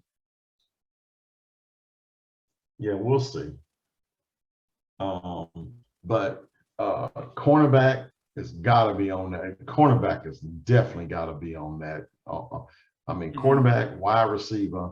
Definitely offensive line. Yeah. So, I mean, there are plenty of holes. James Daniels is going to be an issue. If we don't think we can be able to sign James Daniels, then I can honestly see us going to get a left guard in the draft. Then wide receiver definitely. Does the Bears truly want to spend a second round pick on a wideout? I think it depends. See, I think the next couple of draft picks definitely need to be offensive focused, whether that's signing offensive line, drafting offensive lineman. I'm personally go get a receiver. If there's a very talented receiver that the GM believes he can be a number one type receiver, then I say you go get him. Oh, no, I agree with you there. And then that's where you have to prioritize. Is wide receiver more important than cornerback? Well, when you have a quarterback like Justin Fields, the dude got to have people to throw to. Yeah, you got to have people to throw to. Yeah. And I got to admit, with Darnell Mooney on the roster, I mean, you and I as Bears fans can probably name one or two guys on the Bears on the Bears wide receiver room. But at the same time, you're just talking to a fan of another team. and you can just simply say, hey, you know who Damian Bird is, and they'd be like, hell no, who the hell is that? Yep. Well, he's second on the Bears wide receiver depth chart. Oh, then y'all need to go get another wide receiver. Yeah.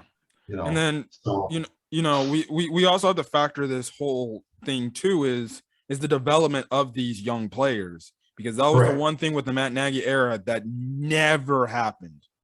And that's the Never. development of these young players. That's why the Never. cornerback position is always good, because guess what? They never properly developed maybe a guy like Kendall Vilt, or maybe when he was first drafted, he had a lot of promise, but they never developed him correctly. Thomas Graham, I think he's a solid corner.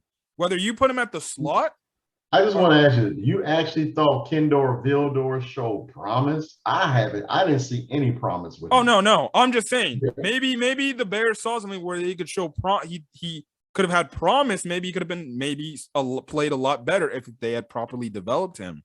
Oh, okay. Maybe. Yeah. Maybe. Oh, I know Duke Shelley, for example, he's somebody within the organization that is favored, but who knows with this new regime. I definitely do think they need to give Thomas Graham a legit shot next year. What I saw from him, I think it's like it was solid enough to where it's like he deserves a roster spot. Because I'm gonna go as far as to say that it's hopefully, and this is just me. If it was me, this is what I would do.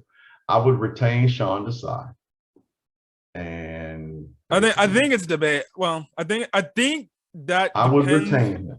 I think that depends on who the head coach is. He showed enough promise. He showed enough promise as a coordinator that warrants him keeping his position, with the exception of that secondary. That secondary was abysmal, but at the same time, though, you can honestly say it was the secondary's coach. It was this person, that or whatever. The crazy part is Sean Desai was the secondary's coach at first. He was the safety. He was. He became the defensive coordinator, and I gotta admit that front seven was nice. Yeah. That front seven was nice. But at the same time, and I don't want to make silly, and this is a silly comparison, really silly, so please don't jump on me when I say this. Nick Saban was a secondaries coach too. And I gotta admit, the one thing that drives me nuts about his defense today is the secondary. Eddie Jackson, when he was at Alabama, he was abysmal as a cornerback. They had to move him to safety because he was just that bad as a cornerback. Yeah. So, I mean, coaches they seem to drop the ball in the area of their expertise when they become the head of something on a football squad.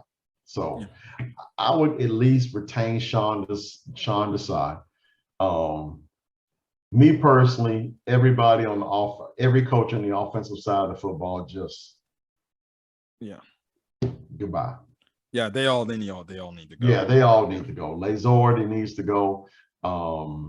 Honestly, I would just clean house with them completely, everybody, including Sean Desai. I just have a whole new coaching staff come in and have his own staff, because this staff as a whole, and yes, where there's some positives with the staff and some negatives to them, but I just think this whole staff as a whole just collectively didn't do enough to where it felt like they didn't help each other out in so many ways. Agreed. Like we're finding out just yesterday, the reason why Jakeem Hicks didn't play in his potential last game as a Chicago Bear is because he had some sort of falling out with the defensive line coach in the Giants game.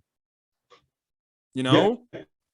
And I think these players, especially the younger players, need a new lease of a new coaching staff that will support them and back them and be there to teach them and develop them and make them understand what we need. That's why I'm saying I want a coach that is willing to go over plays over and over, because there's like reports saying during practice, Nagy would just say, run this play, and then we're on to the next play.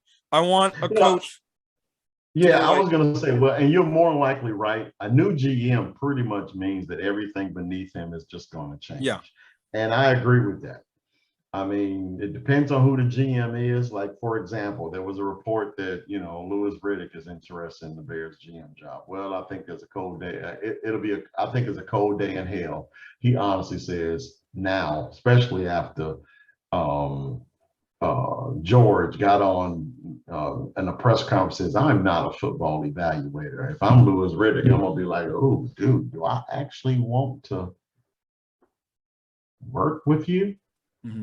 So I honestly don't think that whoever they select as GM is just going to have free reign to do whatever he wants. George said in the press conference, the GM, that's the guy that'll make strictly the football decisions after he is hired. So essentially, you can say it's a combination of him being the president of football ops and GM at the same role. Correct. So if that's the case. Hopefully he allows whoever that GM is to run the football. Yeah, run the football side of the organization. But again, I honestly think he has to make a splash hire. I don't think he should bring in a retread. I think it should be a splash hire. I think it should be someone who we all know as fans as a notable football guy. Another was notable football guy. I know there was one guy. I forgot his name, but he works for the Colts as like their department of scouting, who works literally alongside the Colts GM, who should have been our GM at the time, Chris Ballard. And I think he also used to be in the Bears organization. Yeah, isn't Chris Ballard now in Indianapolis? Indianapolis, and he has like a right-hand guy. I forgot what the dude's name was, but he used to actually be in the Bears organization back in the 2000s era of the Bears.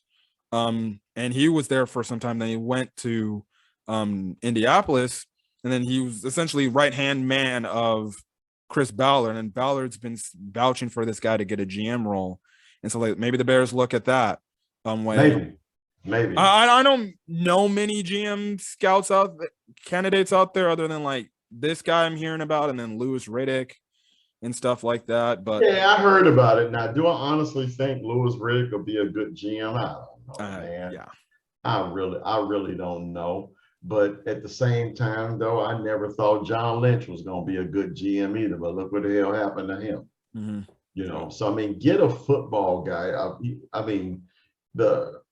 To me, as long as the GM, you can actually associate the GM with the sport. Yeah. Instead of just associating the GM with, money management or accounting or purchasing or, return on investment and, this thing, data, flow and, feasibility experts and this kind. No, if we can associate this guy with football, NFL football, mind you, if we can associate this guy with football, then most times you should be able to have a one-up on who can be a GM. Yeah. John Lynch played.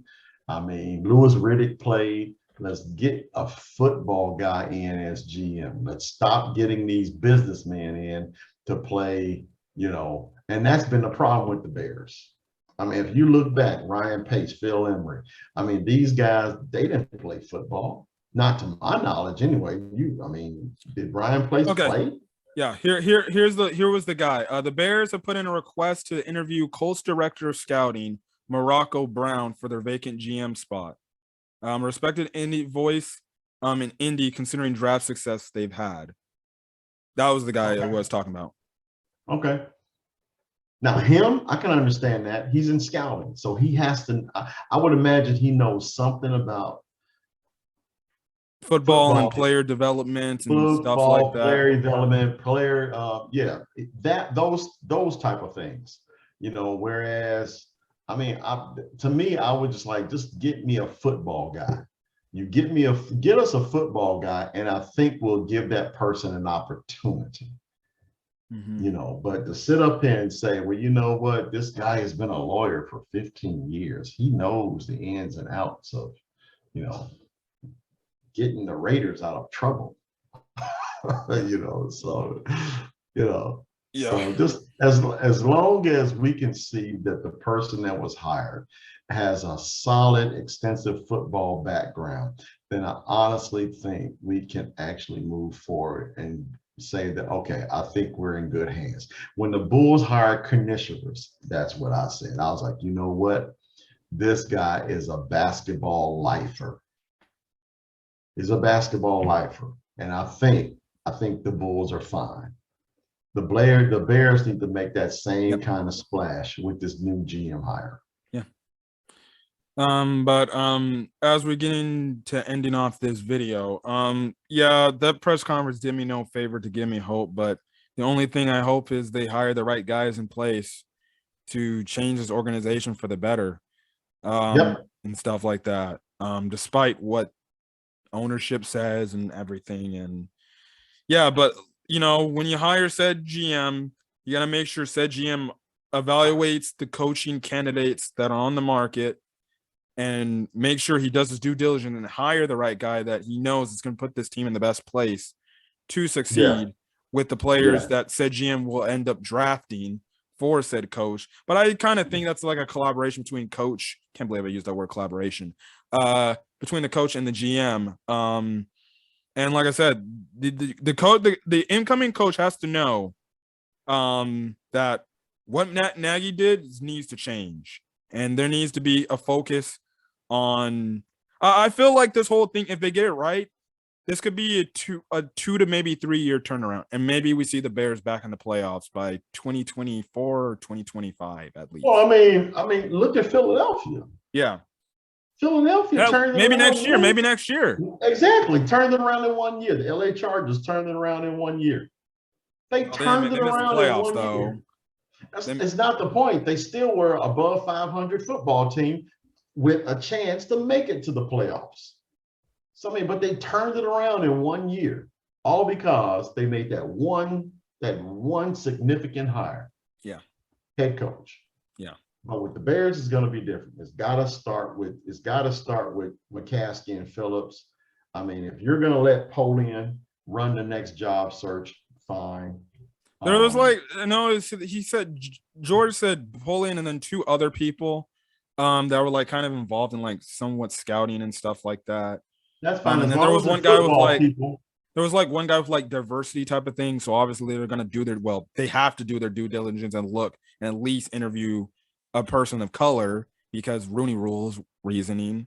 Well, as long as they find the right person, I don't care what color it is, blue, black. I really just do not care.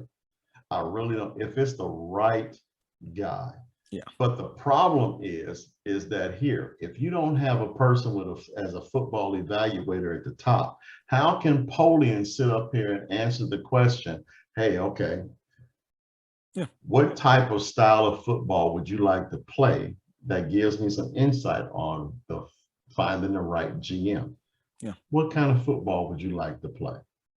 I mean, can honestly McCaskey answer that question? Nope. So that Polian and these other individuals you mentioned can actually find the right person. He can probably sit up and say, I want a nice person. I want a person who's going to say yes to me 100%. I want a person who's going to answer my phone calls whenever I call. That tells me nothing. I mean, I want a guy who can be able to run the football down your throat, look you dead in the eye and tell you he's going to run the football down your throat and do it anyway.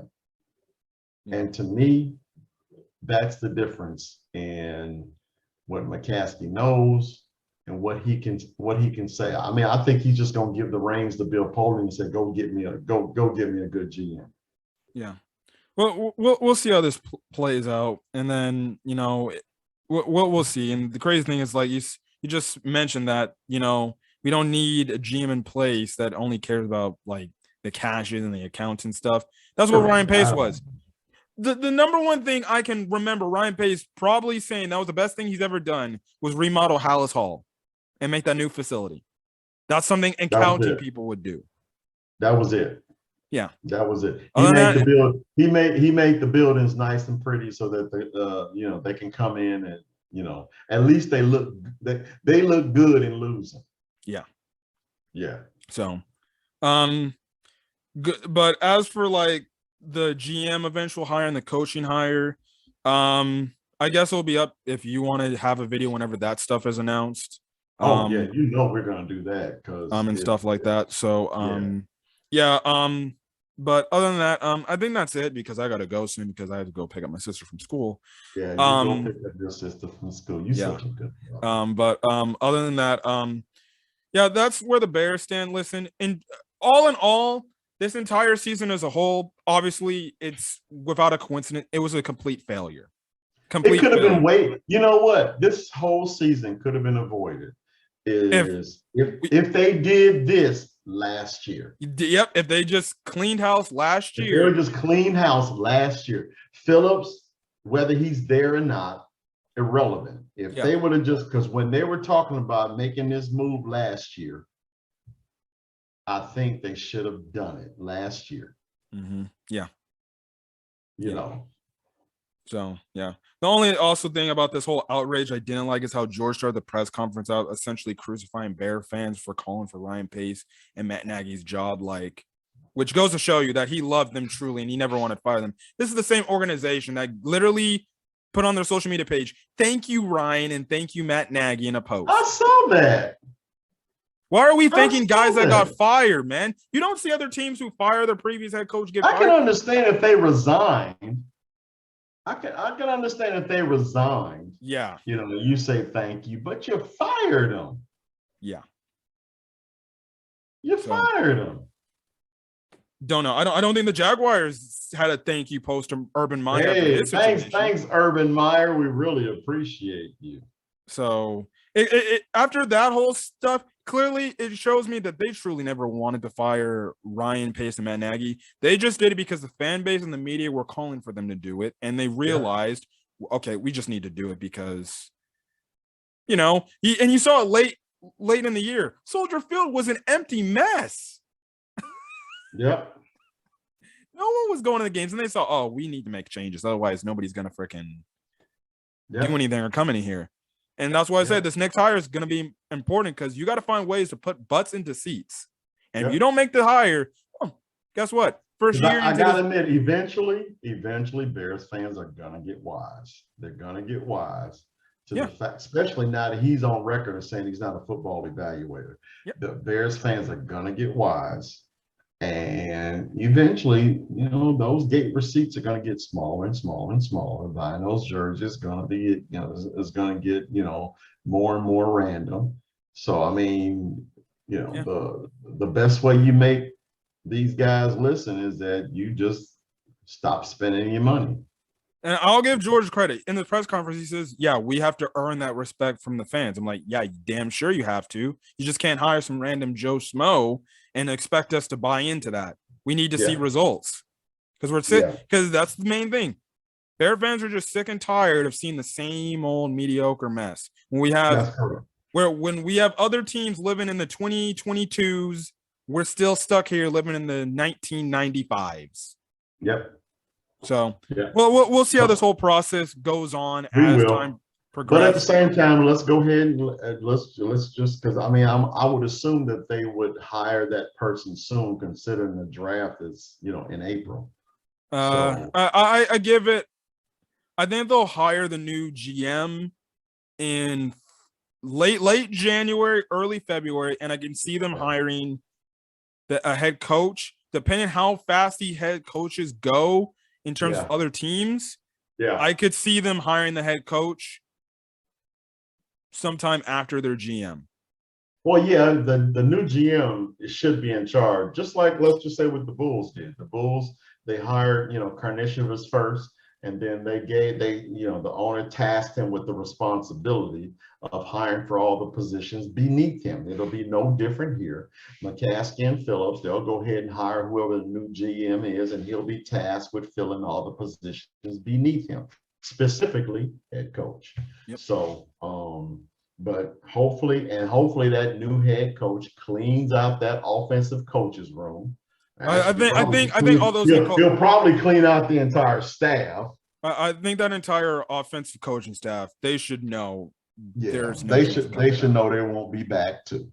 Matt Nagy will probably run his little skimpy ass back to Kansas City and be a quarterbacks coach for Andy Reid again. Correct. I'm pretty sure Andy Reid will probably bring him back in, and especially if I mean, if we happen to make another hire with a Kansas City assistant, which I hope No, we don't do ever again, no. please do I've not already told guys like Matt and many other people. I'm in a Clippers group chat. They're like, you should hire Bieniemy. I'm like, hell no. No, I'm done with hell Andy Reid. no. I don't want another Andy Reid assistant. No. Let's just go get someone. Me personally, I would probably make going back to my top three, I would make my first call Greg Roman. Yep. That's the one I would call. But it would depend on who that GM is. If that GM has got any kind of clout in the league, then he'll warrant the right people to call him and say, hey, man, now that you in place, I see the Bears are serious. And yeah. I want to interview me for the position. Yeah. Well, we're going to end this video off. We'll see where the Bears go in the future. Yeah, that press conference did me no favors in giving me hope, but at least I have somewhat sliver of hope that maybe they luck into something and get it right. Yeah, I think the Bill Polian thing is key. That it did, if it's not one of them, token things just to say to the media, just to shut them up. Well, not a lot of people. Not a lot of fans are happy about Bill Polian. Well, I mean, if Polian has a team of, I guess I shouldn't say a team. Maybe it's just, has a group of individuals and they're going to get together and they're going to interview for the next position of the GM. At least these are football people that are doing it. Yeah. At least they're football people that are doing it. So, let's see. Yeah. We'll make another video whenever it happens. We'll either be smiling or we'll be going WTF. Here we are. We're going to be here again another 3 to 4 years. Yeah. Anyways, if you guys like the video, leave a like. Put in the comment section your thoughts on this entire upheaval going on. What are your thoughts on this this George press conference? The only thing I guess you take about is the lack of hope they give us, and then the quotes about Olin. Just disrespectful that you would say that about one of your former players. Yeah. And stuff like that. So clearly, I expect if Olin's on the Football After Show going forward next season, he's not going to be a fan favorite of the Bears of how they handle their business. And then hit that subscribe button to my new sports channel, Camp 15 Talk Sports. Like I said, this is going to be where only Bears coverage is here for good. No more on my main channel because I'm going to strictly leave that movies, anime, and stuff like that over there. Here will be sports directly talking. Chicago Bears. I haven't talked mostly about the Clippers this year because they're irrelevant this year, and I'm still waiting on Kawhi and Paul George to come back. Angels, I'll probably get started with that soon. But I also want to open my landscape of talking about just standard, regular NFL, football, MLB, and then NBA stuff going on. Like, maybe we need to plan something this week before the wild card game because I was thinking of doing wild card predictions. Yeah, we can do that. We also need to plan something before the Warriors come to Chicago to play the Bulls and play Thompson. I think that's going to be pretty interesting too. Yeah, we do that. And then tonight, look forward to tonight on the channel. I'm doing a national game recap of Georgia, Alabama. Give me a prediction real quick. I don't trust Georgia every time they play Alabama, and they got Stetson Bennett starting for them. If they had JT Daniels starting, I would give them a shot, but I go Bama in a blowout. Never mind. I just go Roll Tide. You know how I roll. I believe for that recap, my other co-host, Matt, if he's not asleep on the East Coast, he should be on that video. But tell him I said no more football. He's over here bragging about the Patriots making the playoffs, and I told him your first round exit, you're gonna lose the Bills. Yeah, no more. After what you told me earlier, no more football. All right, guys. Again, this has been Camp 15 and my Uncle Darrel. We'll see you guys on the next video whenever that happens. Sometime this week for the NFL wildcard predictions video, where we'll talk about all the wildcard matchups this upcoming week and then see who we got winning. But other than that, guys, we're gonna out of here. Stay safe out there, guys. Until then, guys, we'll see you guys in the next video. All right, later.